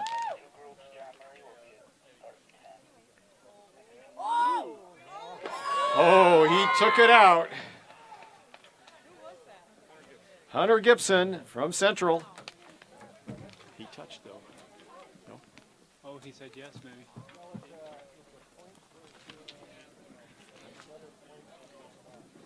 Do we have a determination as to whether he touched?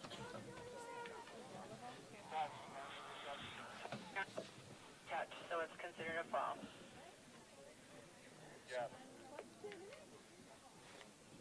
So confirm that as a fall.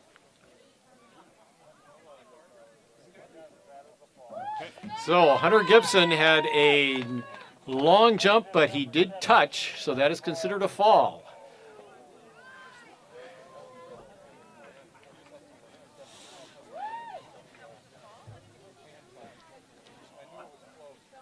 Style points are not awarded in elimination jumping, but there is, ooh, on the hill.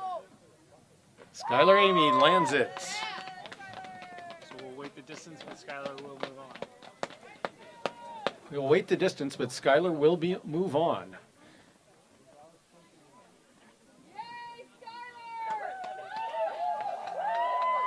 Number 68 meters for Skylar Amy. You had a handicap of 13.5.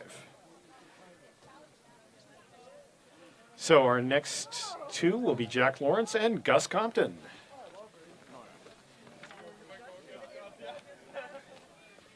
Jack Lawrence, 14 years old, out of the New York Ski Educational Foundation.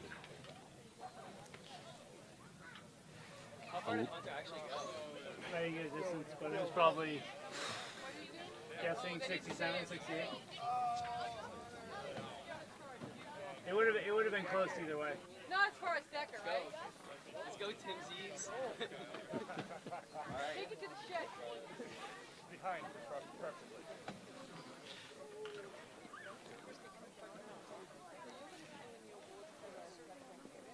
So we're waiting for Jack Lawrence. Moving the bar. So they're moving the bar.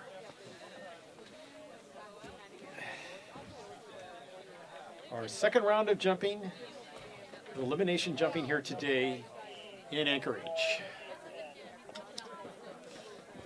Oh, it is?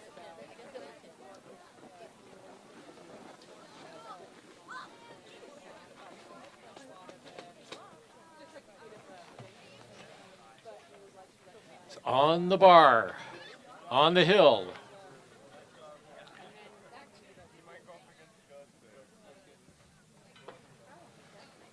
Jack lands it. It's got a handicap of 18. Number 19, 68. 68. Calculated distance for Jack Lawrence. 68. Gus Compton will be our next jumper.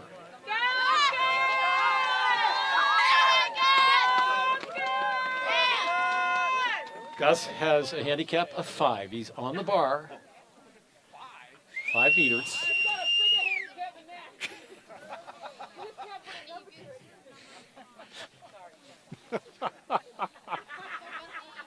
On the hill. With low-hanging fruit. And he takes it down. Looks like he's happy with that jump. Well, let's get a calculated distance. I think it's going to be close.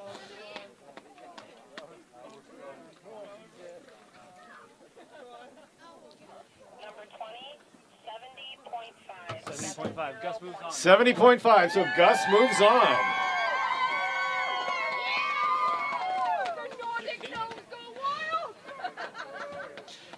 So our next two are going to be Kian Crawford and Camden Wilkinson. Kian out of the Intermountain Division has a handicap of 9. And he's on the hill.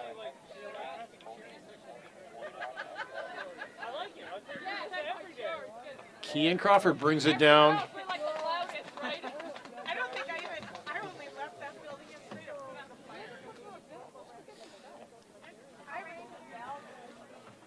Number 22, 68. 68 calculated distance for Kian Crawford.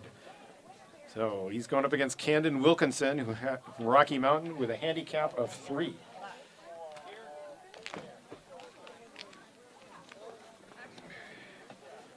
Camden is on the hill.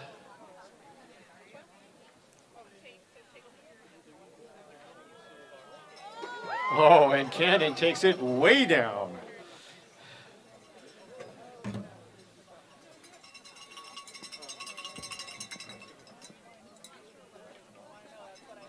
Number 24, 69.5.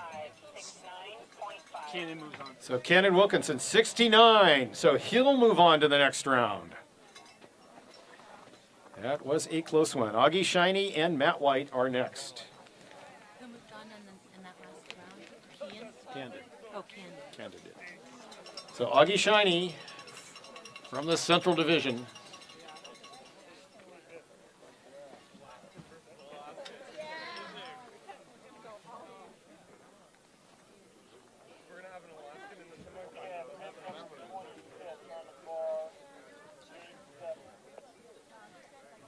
Augie is on the bar.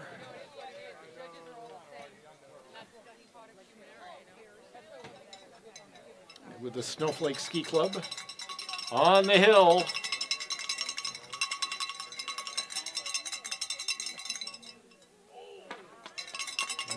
Augie has a solid looking jump there. He has a handicap of 9.5.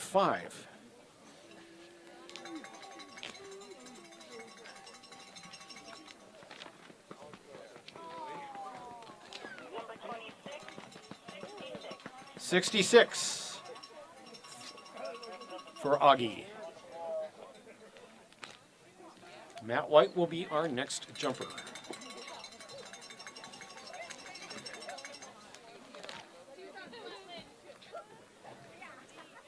On the hill.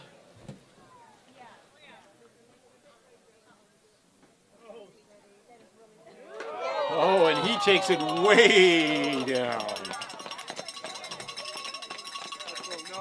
He flew far. He had a handicap of 0. Number 28, 66.5. 66.5. Matt moves on by half a meter. Very close. So our next jumper, also with a handicap of 0 from Central, Andrew Erlob. With the Flying Eagle Ski Club out of Eau Claire, Wisconsin. 16 years old. Number 29 on the ball.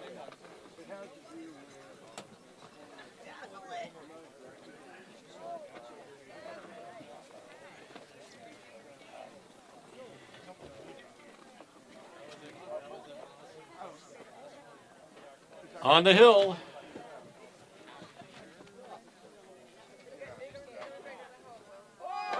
And he takes it way down. These guys are flying. Number 29, 67. 67 meters for Andrew Urlaub. And he's going up against Carter Lee, who has a handicap of 11 and a half. Carter is also with the Flying Eagle Ski Club. He's 13 years old.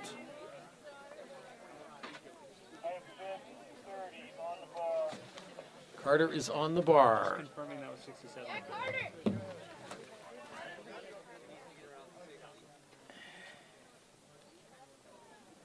On the hill.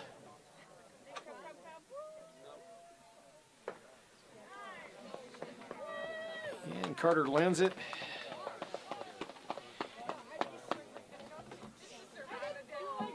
Number 30, 62.5. 62.5. Andrew Urlaub moves on.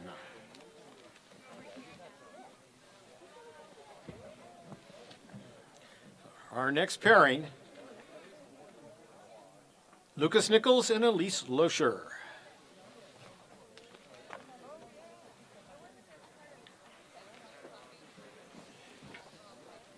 This is a pretty cool format, actually.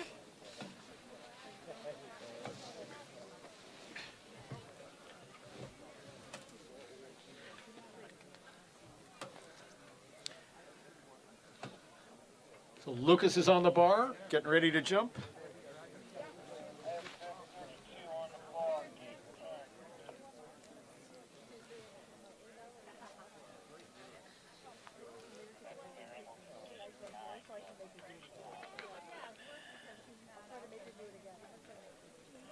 On the hill.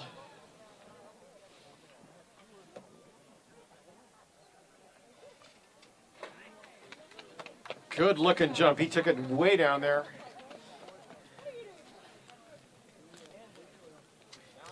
He's with an Orgy Ski Club out of Fox River Grove.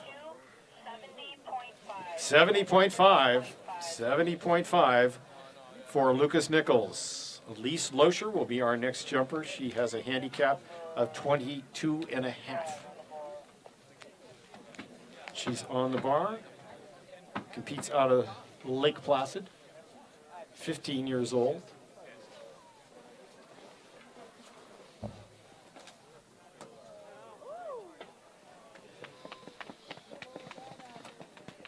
And she lands it.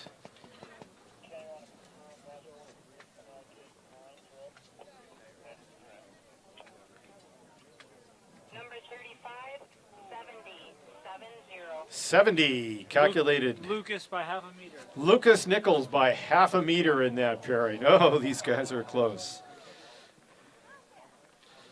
So our next pairing will be Paige Jones and Nicholas Malasinski.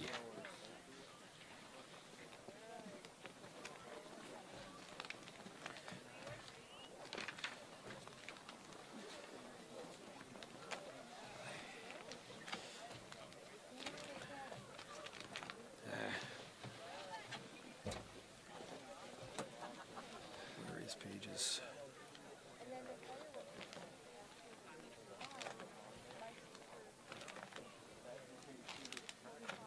Where's Paige?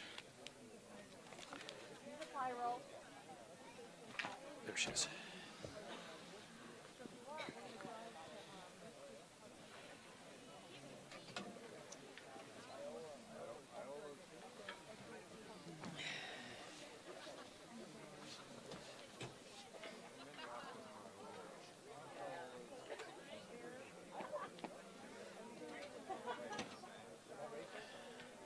So Paige is on the bar. She's from Intermountain Division in the Park City program.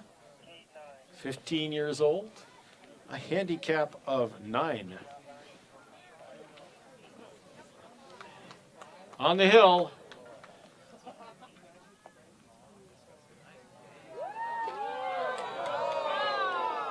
Oh, tough landing for Paige.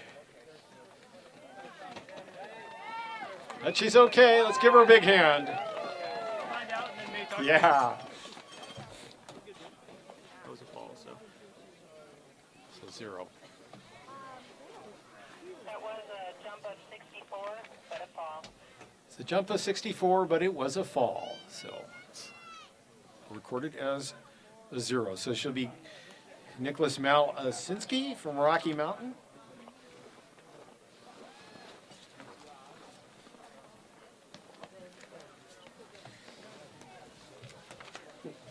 Nicholas will be our next jumper.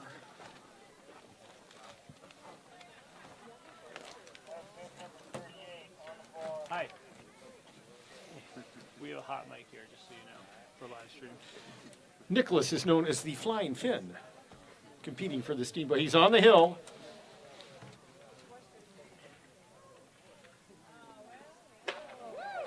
That was a pretty sweet looking jump by Nicholas. He's got a handicap of 3. Let's see what that calculates out to. Number 38, 68. 68. So our next 2 jumpers will be Sean Maloney and Evan Nichols, both out of the Eastern Division.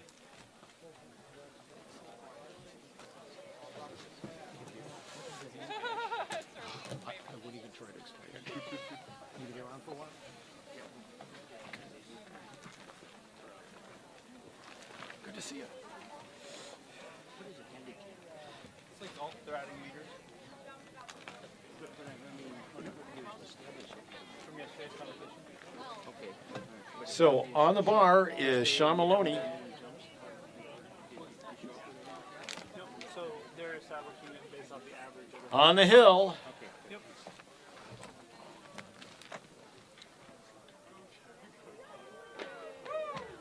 He lands it. Makes it through the outrun. Let's see what his calculated distance is. 69. He had a handicap of 10, so his calculated distance is 69. So Evan Nichols is the next jumper. And he has a handicap of 0. He's on the bar. He's from the Ford Sayer program in Hanover, New Hampshire, 14 years old. On the hill.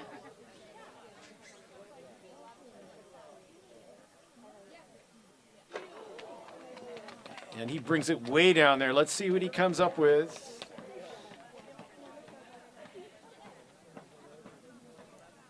Number 41, 65. 65. Sean moves on. Sean Maloney moves on. So our next pairings will be Tate France and Alexa Brabeck. 16 matchups in this second round. So Tate France from the East with a handicap of 0.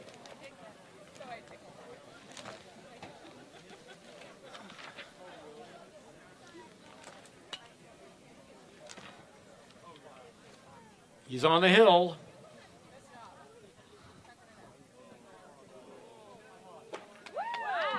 Tate brings it down. He's just 12 years old. And he's flying. Number 42, 64.5. 64.5 meters for Tate. So Alexa Brabeck. He's going up against Alexa, who has a handicap of 13. She's out of the Rocky Mountain Division.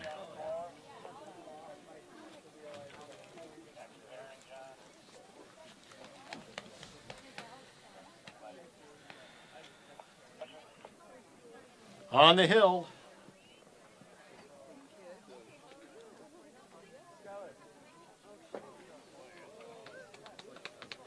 So Alexa has a clean landing. Number 43, 63. 63. Tate moves on. 63 for Alexa. Tate France moves on. So our next matchup will be Rachel Herder and Alex Murray. Rachel Herder from Intermountain and Alex Murray from West High School.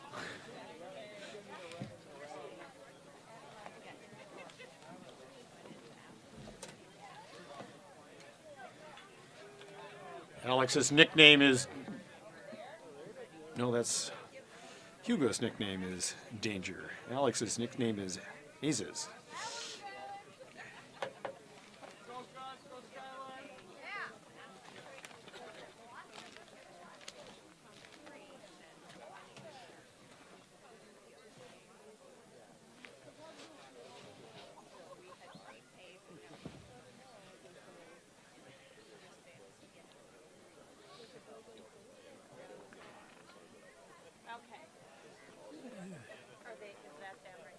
So Alex is on the bar.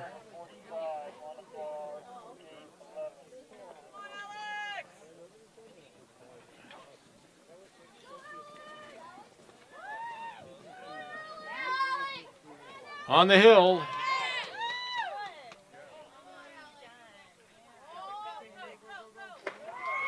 And he brings it down in the 60 range. Let's see what they mark it as. 66.5 meters for Alex Murray. And he's going up against Rachel Herder, who has a handicap of 26. Rachel's out of Intermountain Park City program, 13 years old. And she's on the bar.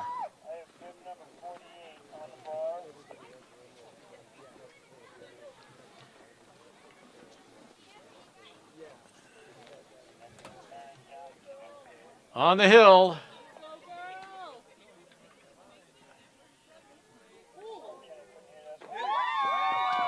And Rachel lands it. Let's see what they calculate it out for her as.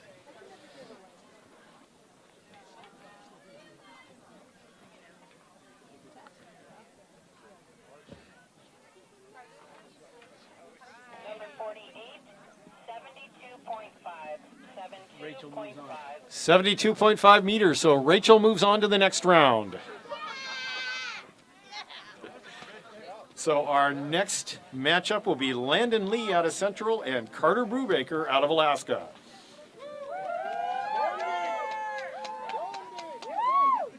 Landon Lee is with the Flying Eagle Ski Club out of Central in Eau Claire, Wisconsin.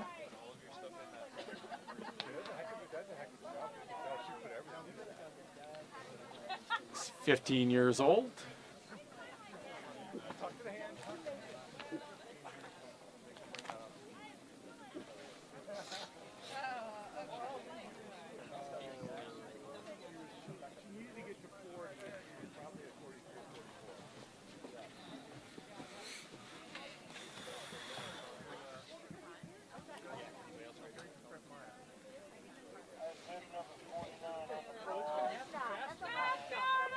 So Carter is on the bar.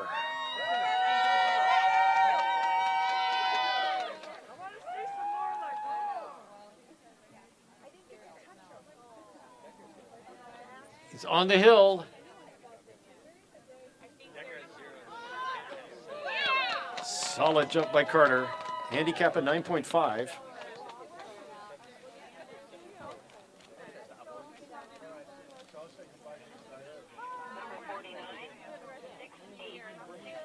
.68 calculated for Carter.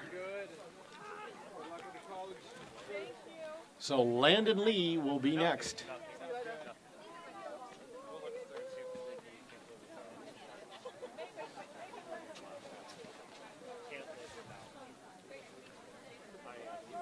Landon is on the bar.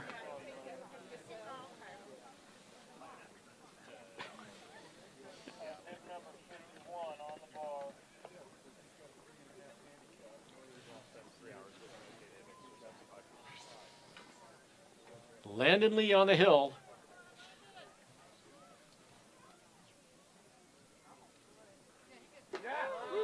And he took it down. Handicap of 3.5.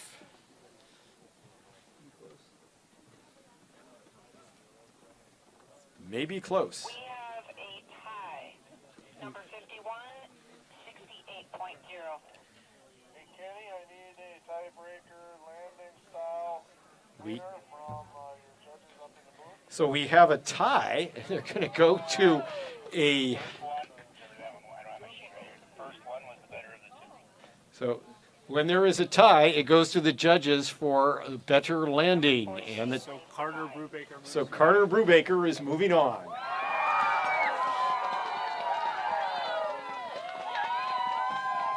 So in elimination jumping, there is not the formal 5-person judging. It's just judged on distance, but they do have 2 judges making a determination on your landings. If you touch, you're out. And they're also judging on the style if there is a tie. On the hill. And that was Teddy Ruth. That was Teddy Ruth from the east with a handicap of 14. He's going up against Eric Belshaw from the Rocky Mountain. 64 for Teddy Ruth.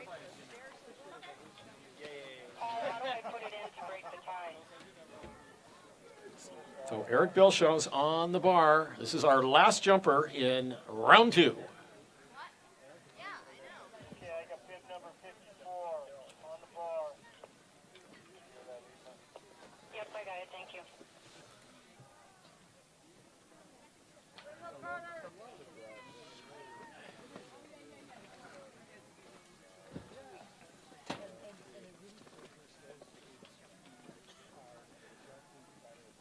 On the hill.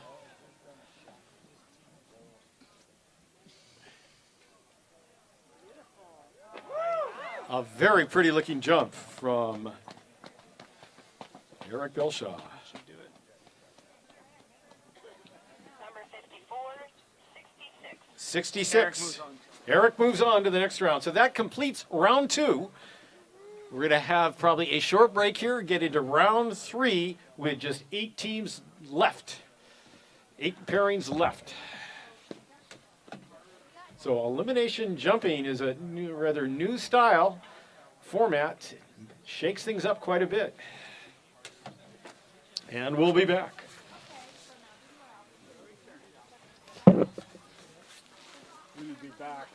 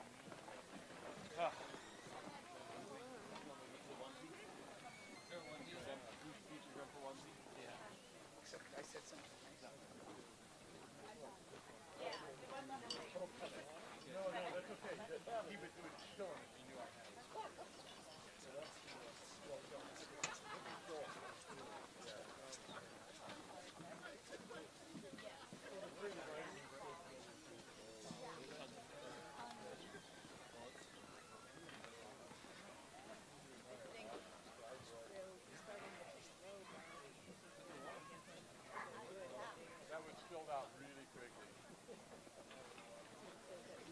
Yeah, yeah. Oh, yeah.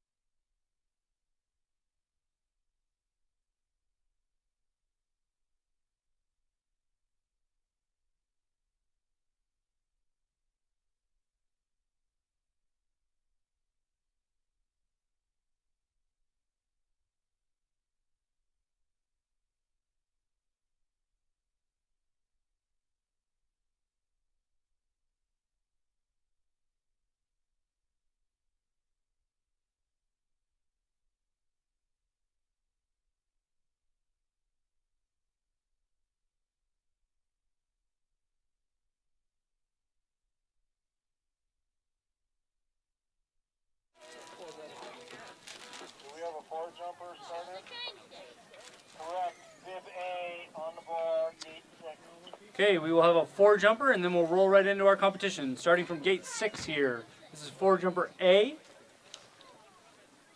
Sorry, I don't know who you are, 4-jumper A. That is Owen Mosen. Thank you, crowd. Solid jump for Owen. And then now our first competitor is going to be Decker Dean out of Steamboat Springs, Colorado. I have bib number 1 on the bar, gate 6. Decker has no compensation or no handicap, so whatever distance he goes, that will be his distance. So we'll see what Decker can do here. He gets the flag and he's on the hill. Maybe seeing some Alaskans up for a Nordic Combined event. That's a very long jump for Decker. He should be happy with that. Not quite as long as that long one yesterday, but still way down the hill.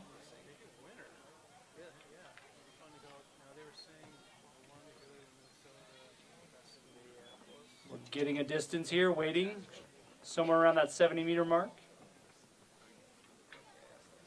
Okay, bib number 5. Do we have a distance?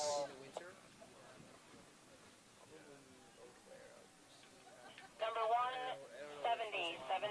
That was a jump of 70 meters for Decker. Bib number 2 is on the hill. This is Timothy Ziegler. Excuse me, that was bib number 5, Timothy Ziegler. Has to be 68.5 for Timothy. So Decker moves on to the next round. Can you write that? Decker, 68.5. Next up, we will have Henry Johnstone. Henry's bib number 10. He's from the East. Henry is actually from Massachusetts, but jumps out of the Andover Outing Club. Henry comes from a long line of ski jumpers and Nordic Combined skiers. His uncle Scott was actually my coach when I was a young athlete. Hans was on an Olympic team as well, and then his father Stuart.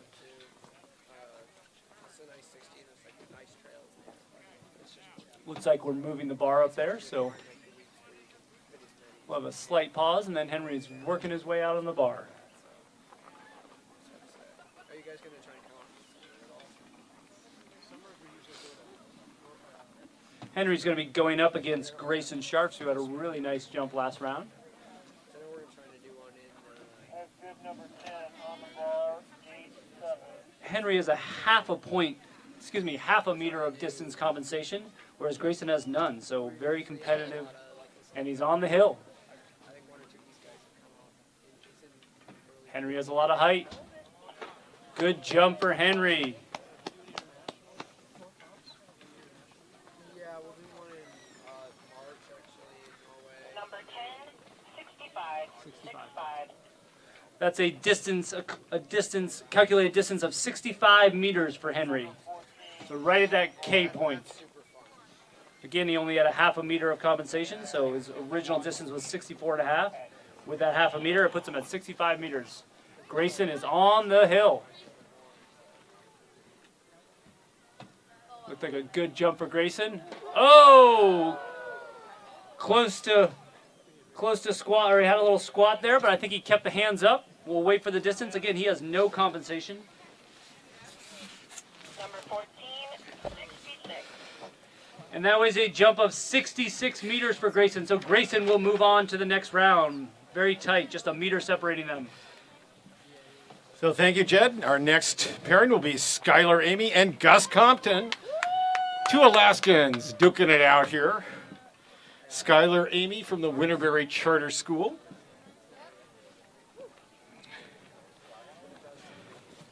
And Gus Compton from West High School. As many as I could over there. As many as I could.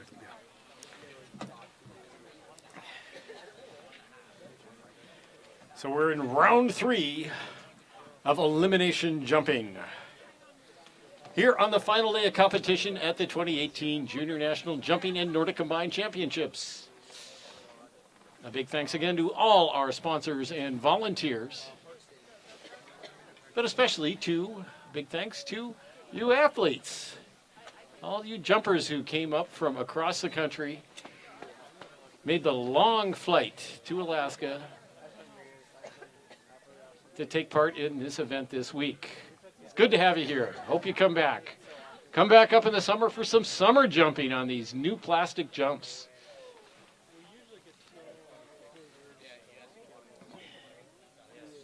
We hope to see you down in some of the summer jumping programs in Steamboat, and I believe there's programs in summer jumping in the Norgay Club there in Illinois and in some in Wisconsin.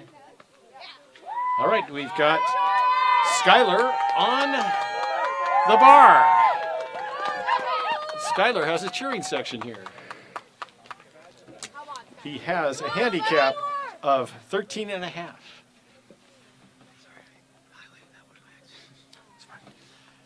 On the hill.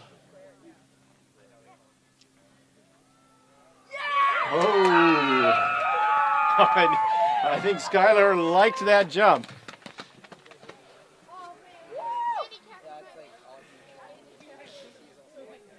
Awaiting the calculation from our Number 17, 71.5. 71.5 meters for Skylar. So Gus Compton has a handicap of 5.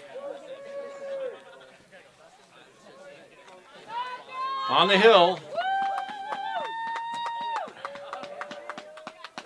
Oh, and Gus lays down a nice one. This is going to be close. Next two pairings, 52 and 53 at 7. 52, number 20, 69. 69 for Gus. So Skylar moves on. Oh, that was close. And as Jed was telling you earlier, this is a new, relatively new format for jumping the handicap elimination draft rounds. It makes it interesting. Camden Wilkinson and Matt White is our next pairing. Camden from Rocky Mountain with a handicap of 3 meters.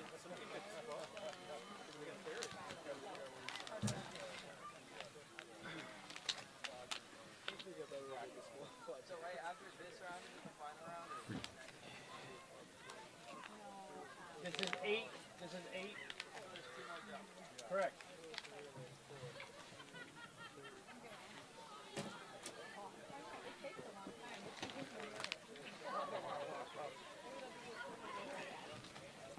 So Camden's moving onto the bar.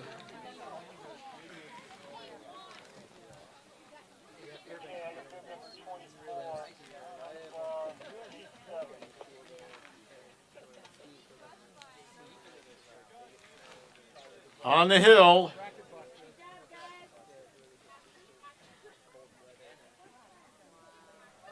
And Camden lays it way down there.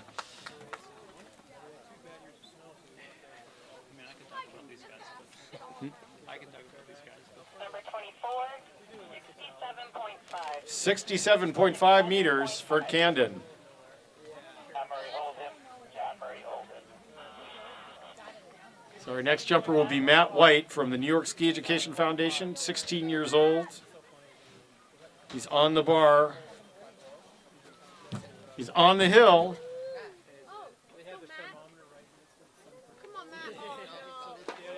Matt brings it way down. He had no compensation, no handicaps.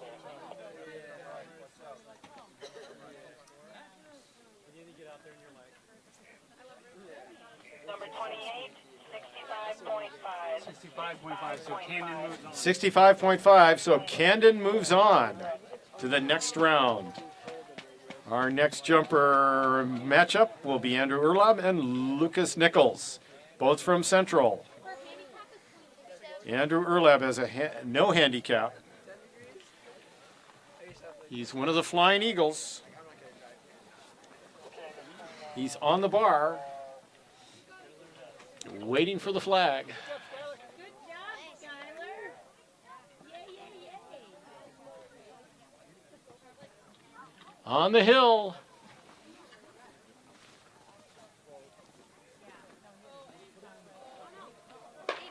Way down.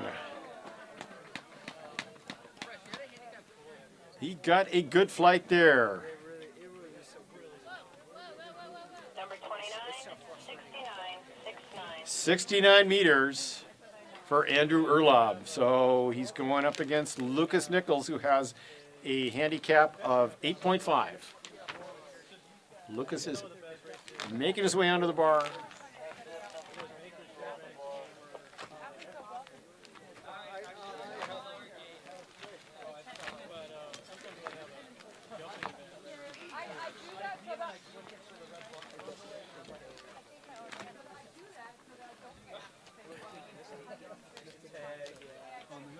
On the hill, Lucas Nichols, What was his handicap? 8.5 handicap, 64.5. So Andrew moves on. Andrew Urlaub moves on to the next round. So our next matchup will be Nicholas Malasinski and Sean Maloney. Rocky Mountain versus the East. It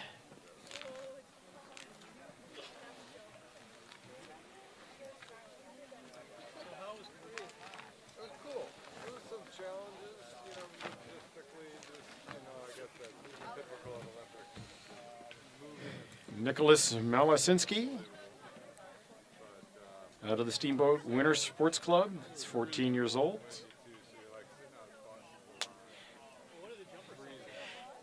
He says the single word that best describes him is Sisu. And if you're of Finnish heritage, you can tell us what that means.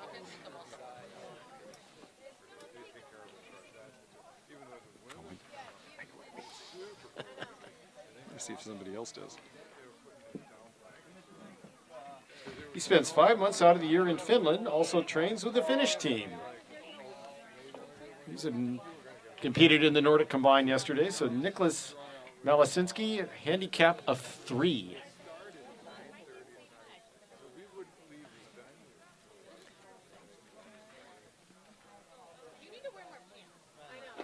Oh, that was a good looking jump. Looks like he floated and flew.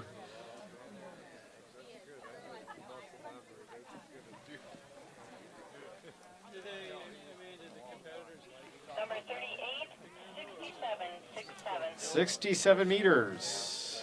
67 meters for Nicholas. His mom is here watching this week.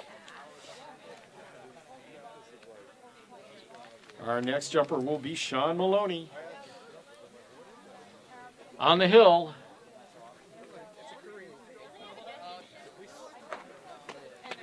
And he brings it down. It's going to be close. Sean has a handicap of 10. Number 39, 67.5, 67.5. I think that's him by half a meter. Nicholas Sean had a 67.5.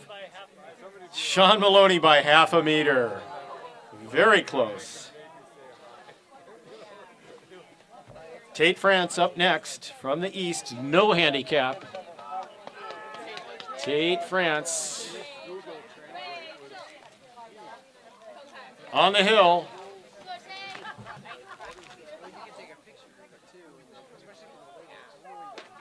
And Tate soars.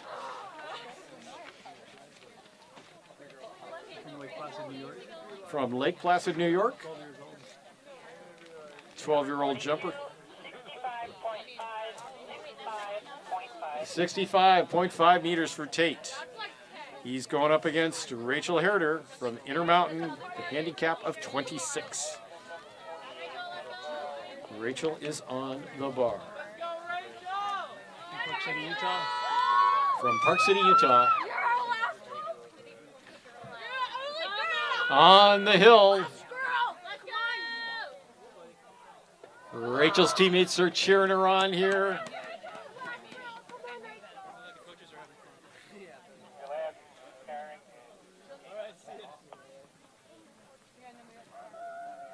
I think these girls' jumpers are a bit competitive. 68.5. Rachel moves on. And there's some happy Intermountain jumpers right now. So our last pairing of the day are for this round, Carter Brubaker and Eric Bilshaw.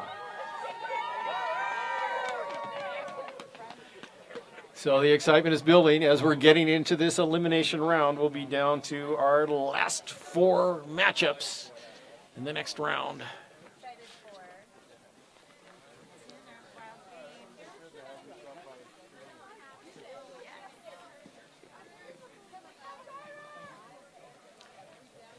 And when we finish these next 2, we're going to go to Jed and have him explain the handicap system again here.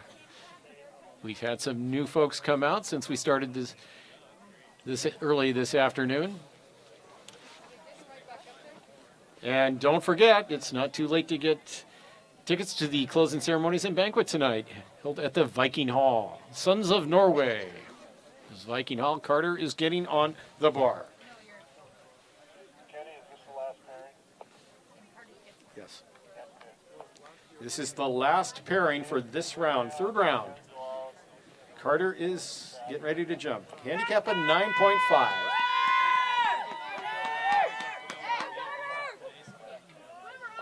It's on the hill.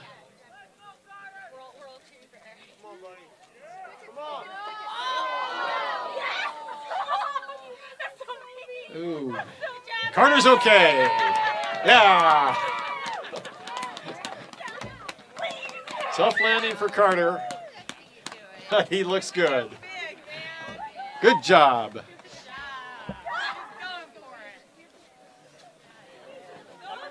He was trying to take it down there. So Eric Bilshaw will be our last jumper this round. Rock in. Carter had a 69? What was that? Sorry. Number 49, 59 meters, but a fall. Carter had a distance of 59 meters, but it was a fall.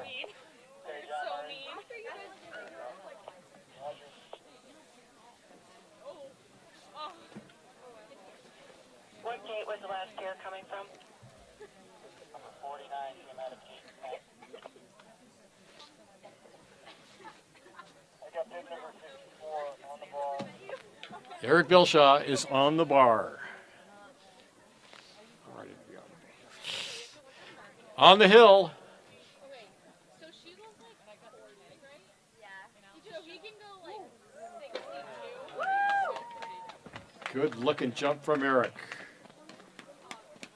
So he's going to move on to the next round. Kenny, we clear?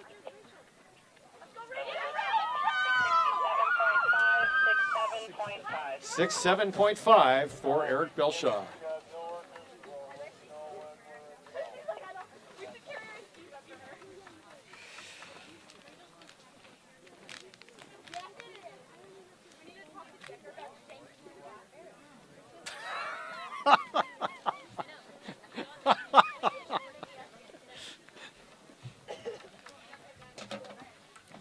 You want to explain handicap?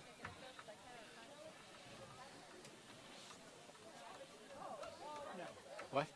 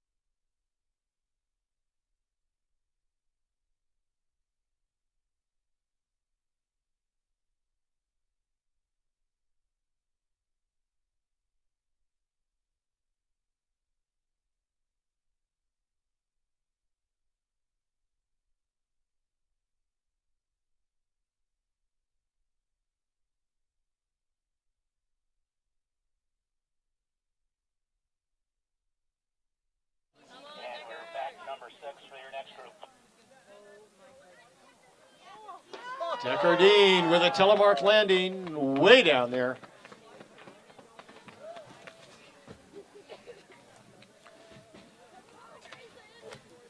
Number 1, 67.5, 67.5. 67.5 meters. 67.5. Grayson Scharf's our next jumper from Intermountain. Also, no handicap. So whatever distance he comes up with will be it. No calculations necessary.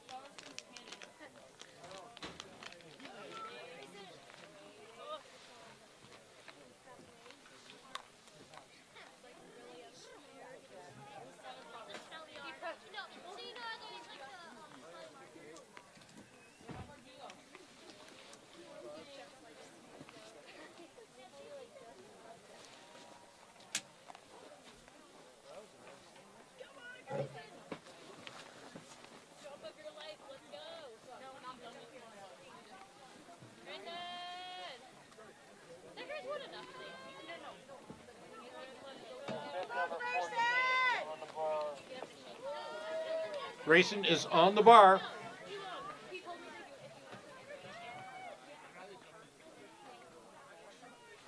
On the hill. Come on, Grayson!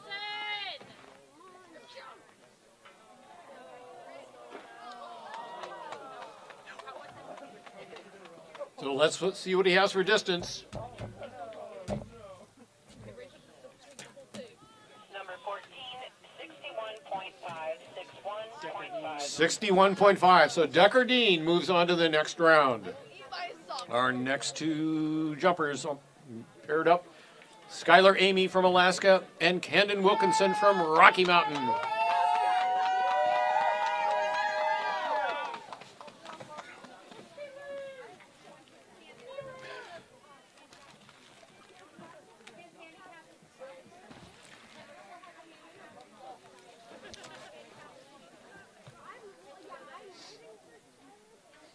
Skylar with a handicap of 13 and a half. And Camden with a handicap of 3.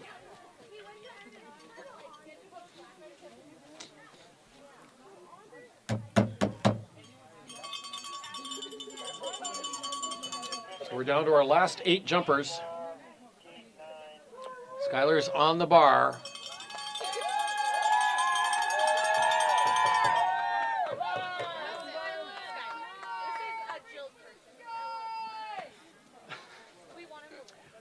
On the hill.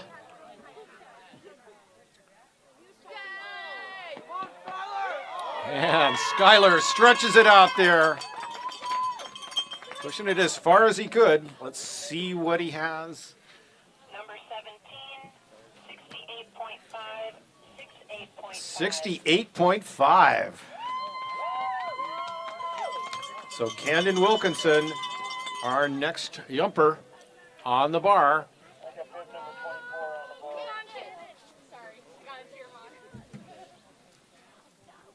On the hill.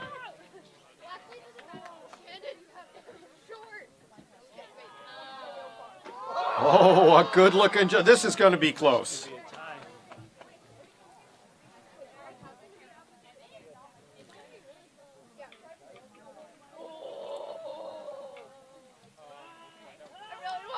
number 67.5 for Camden. So Skylar moves on. Oh, that's close.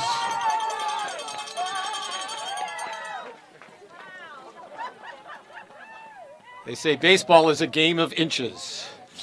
Ski jumping's a game of short meters. Close meters. Centimeters.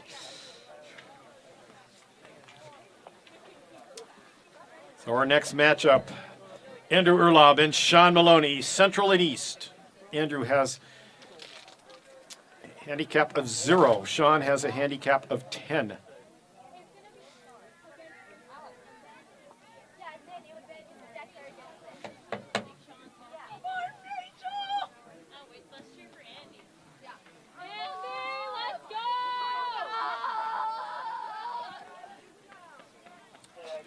And we have a bunch of excited teammates from all these teams, Central, Eastern, Rocky Mountain, Intermountain. Forget the names for a second.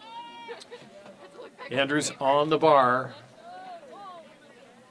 You gotta like sit on top. You can't like lean on it. I can't. On the hill.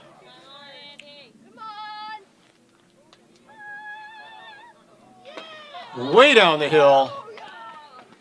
Looks like he took it to K, if not farther.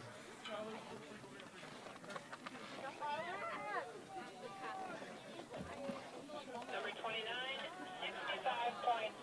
65.5. 65.5 meters for Andrew Urlaub.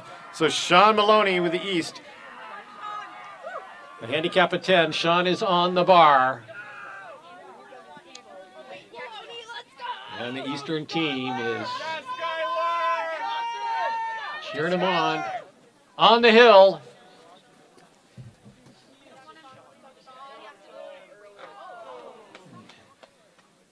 Sean lands it. Let's get his distance.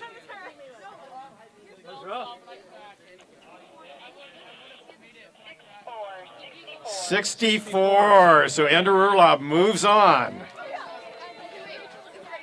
So our last matchup in this round, Rachel Herder and Eric Belshaw. Rachel Herder, Intermountain, handicap of 26.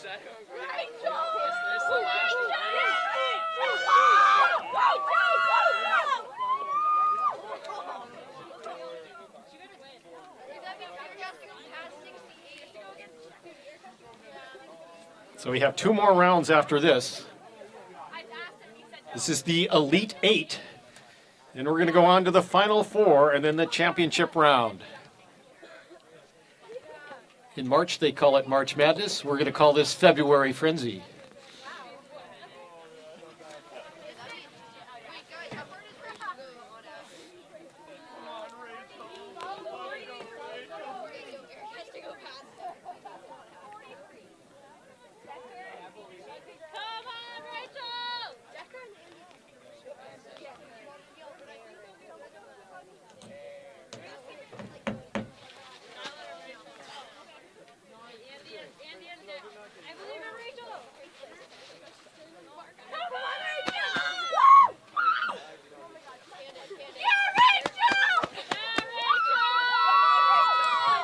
So Rachel Herder is moving on to the bar.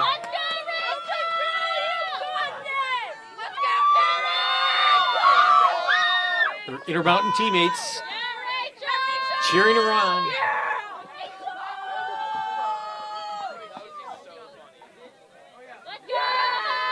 On the hill.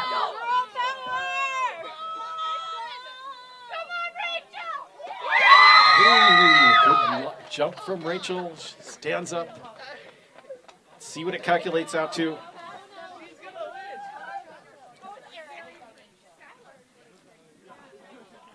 Number 48, 69, 69 meters for Rachel. So Eric Belshaw from Rocky Mountain, our last jumper this round. He has no handicap.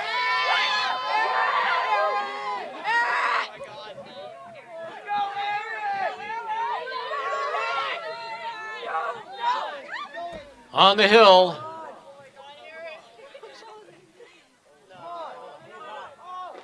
A nice long jump. Will it be enough?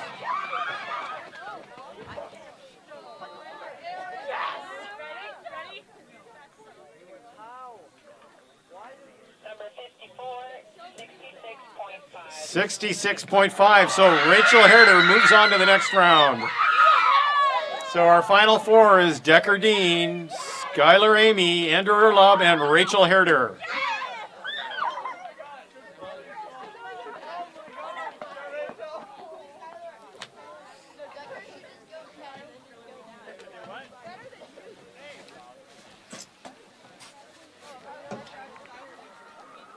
So we're coming down to the final rounds here. The final 4 and then the championship round.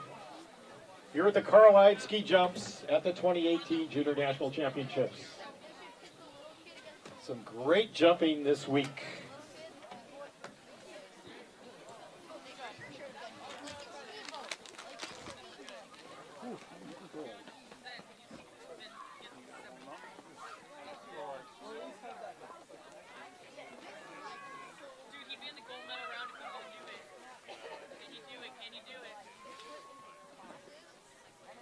you go on the road next? A little bit up here, likely to. Skylar against Decker. Kenny, we got to know what you're so. Can he go for the goal? Can he go for the goal?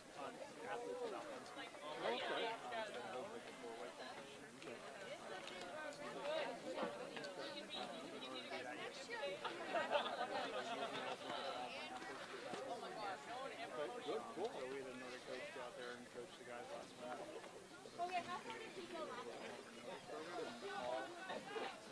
Okay, cool. And Libby Montana, there's a guy there who's interested in getting So both, how big is the hill with both? 30 minutes? 35 minutes?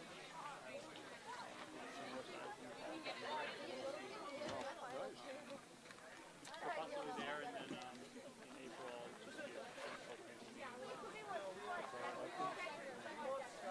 Skylar! Yeah! You don't want to glove real quick? By the time the sickness is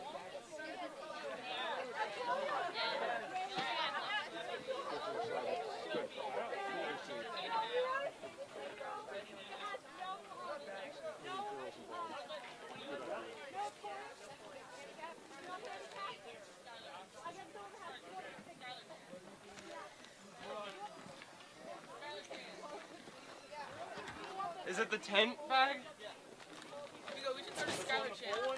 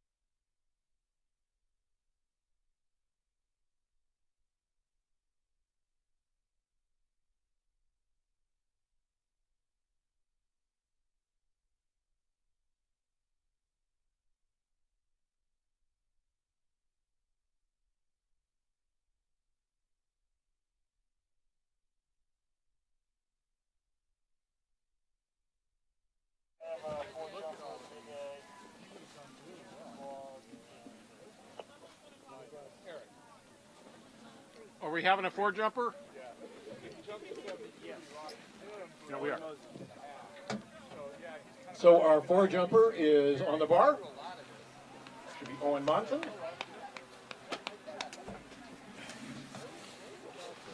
So we're counting it down here. We're down to the final 4.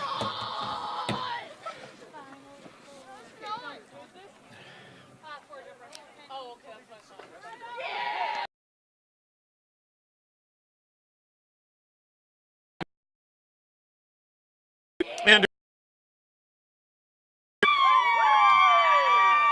who's going to take it? Rocky Mountain, Alaska, Central, or Intermountain? Well represented. Except the East. Yeah, I'm saying there's no overlap. No dominant division here. All right, on the hill, on the bar, Decker Dean. Oh, they're pulling him off. Does this handicap stay the same? Yeah, handicap stays the same. So Decker Dean and Andrew Erlup have no handicap. Skylar and Rachel, their handicap carries over from round to round.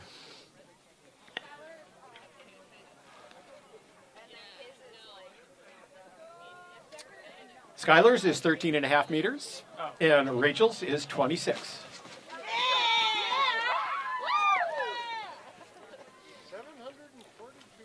And we have a couple of the coaches and officials here who just a few days ago got back from helping out in Peichang.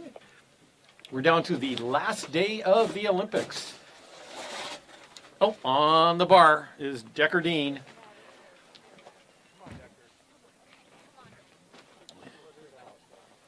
On the hill.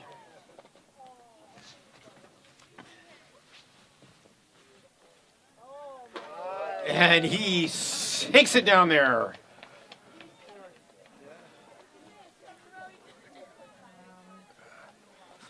Number 1, 65.5. 65.5 meters for Decker. So our next jumper going up head to head with Decker is Skylar Amy.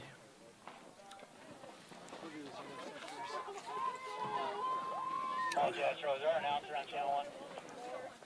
Yes, the announcer is on 1. If you could please announce that we are changing closing ceremonies to 5 p.m. at 4 o'clock. On the bar is Skylar Amy. Did you hear that? On the bar, announcer opening or closing ceremonies at 5 o'clock. We got it. We'll announce right after this one. On the hill.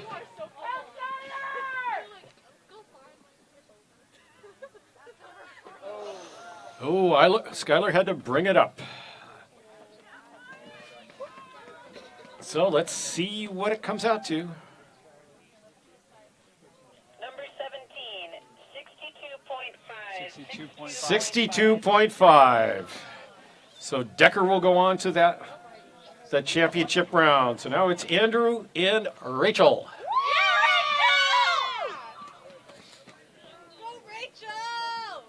And the closing ceremonies and banquet has been moved to 5 o'clock. Start at 5 o'clock.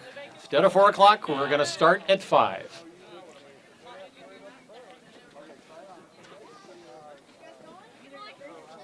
Hope to see you all there. It's going to be a good time. We're going to have the awards, the official awards.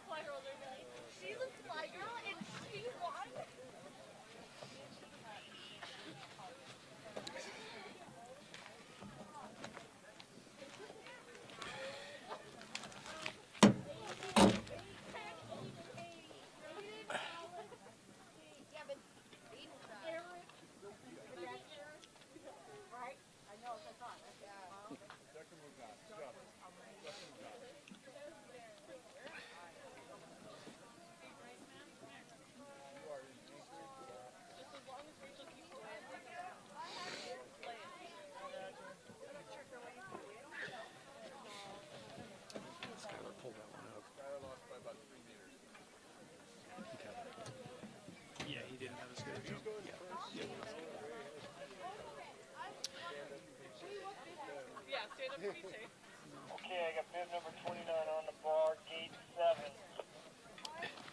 Andrew Urlaub is on the bar. All alone. That's the worst thing. On the hill.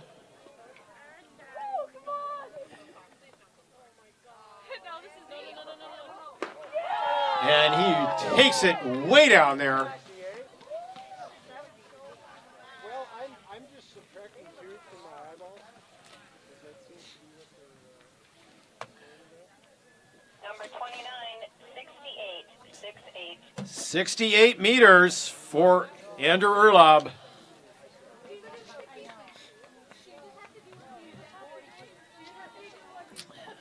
Rachel Herder did 69 on her last jump. Let's go! Come on, Rachel! Got bib number 48 Go, on the bar. Rachel! Rachel is on the bar.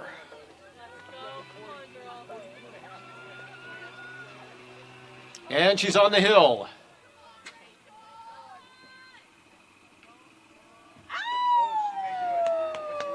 And she clears it. Let's see what that calculates out to.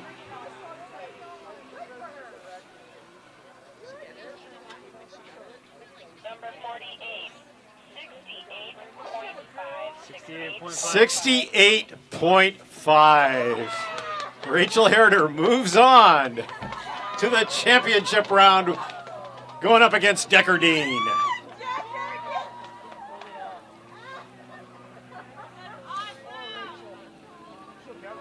So we're down to our last 2 jumps.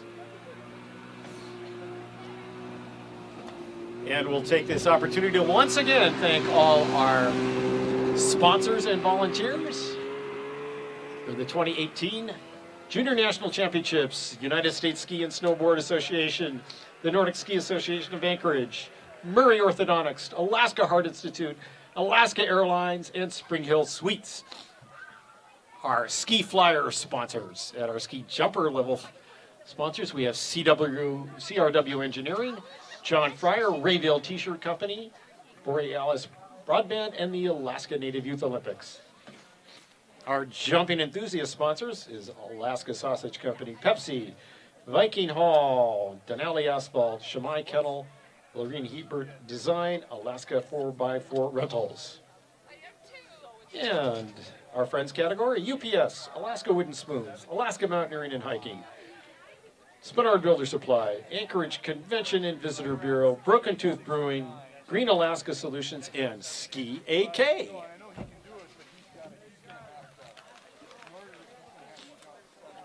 Our rock star volunteers include people like Trevor Taylor, Mike Jokla, J.R. Petit, Jeannie Molitor, Sally and Dick Dworsky, Tom Smith, and John Fryer.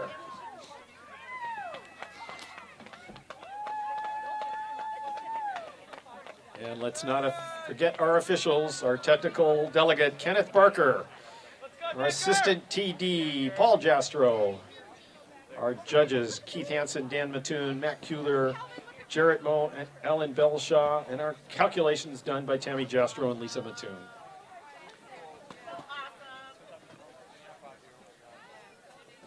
So Decker and Rachel are making their way up the final climb.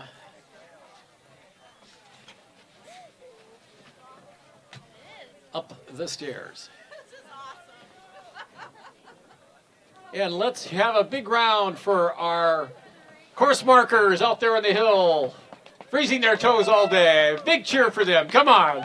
Woo! All the parents and everyone else who comes and have fun doing it.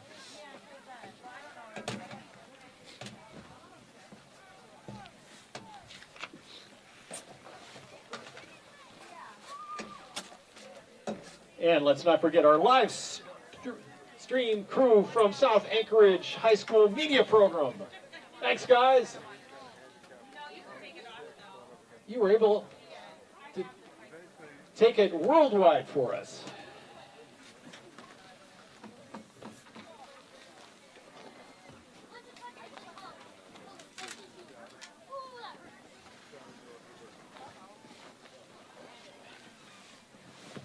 And for those of you who remember Carl-Ide, Carl couldn't be and couldn't have been happier to see this competition here this week.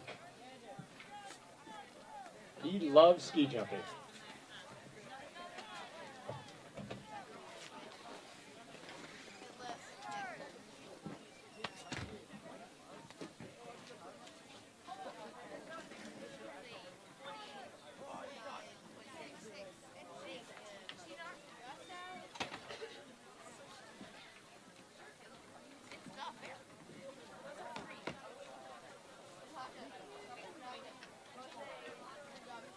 Okay.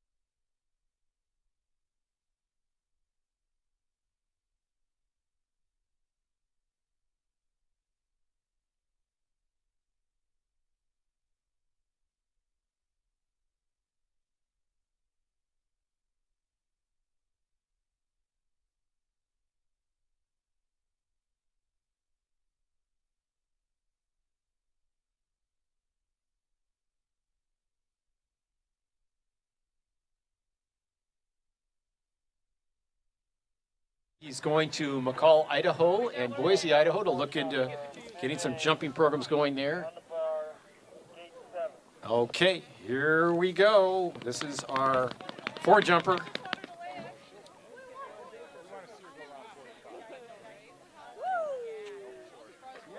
Yeah, no one lands it.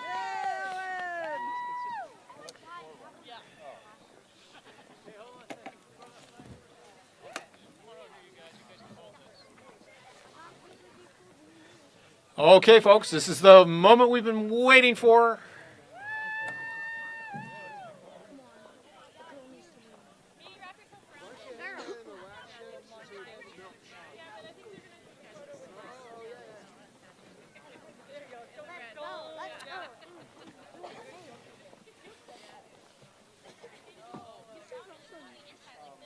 And as we mentioned earlier, the closing ceremonies and awards have been moved to 5 o'clock. They'll be starting at 5 at the Sons of Norway Viking Hall. Hope to see you there.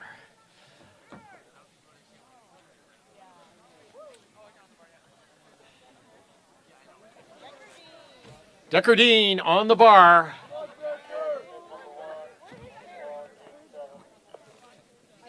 He's on gate 7. No Deckardine fans in the crowd? No? It's from Rocky Mountain, Steamboat Springs. On the hill.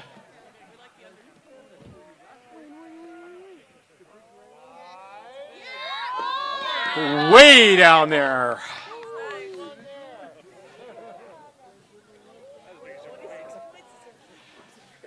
Nice looking jump from Deckardine. 69.5 meters for Deckardine. Monster jump.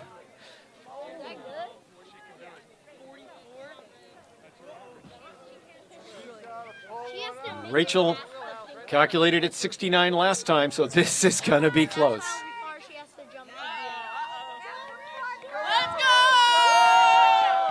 So Rachel is on the bar. I think I know who the crowd's calling for. Everyone likes an underdog, right? Yeah. Rachel has a fan club.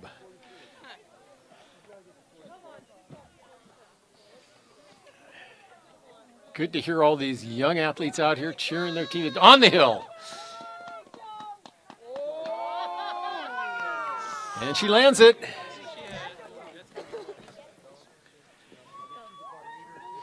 So waiting the calculation. Number 48, 68. 68. Deckardine squeaks it out.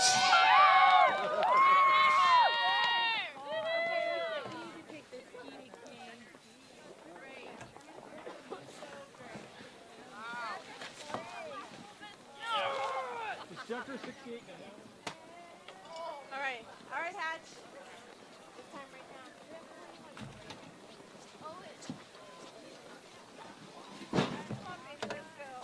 So Deckardine, 69.5. Rachel, 67.5. Awful close. Great jumping. Congratulations to everybody.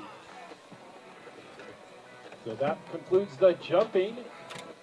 Hope to see you all down at the closing ceremonies and awards banquet. And once again, a big thanks to all our sponsors, all our volunteers, everyone who's come out, all the spectators, Hilltop Ski Area. Great week of jumping and Nordic combined here in Anchorage. This is Jim Renkert, and we'll see you on the trails.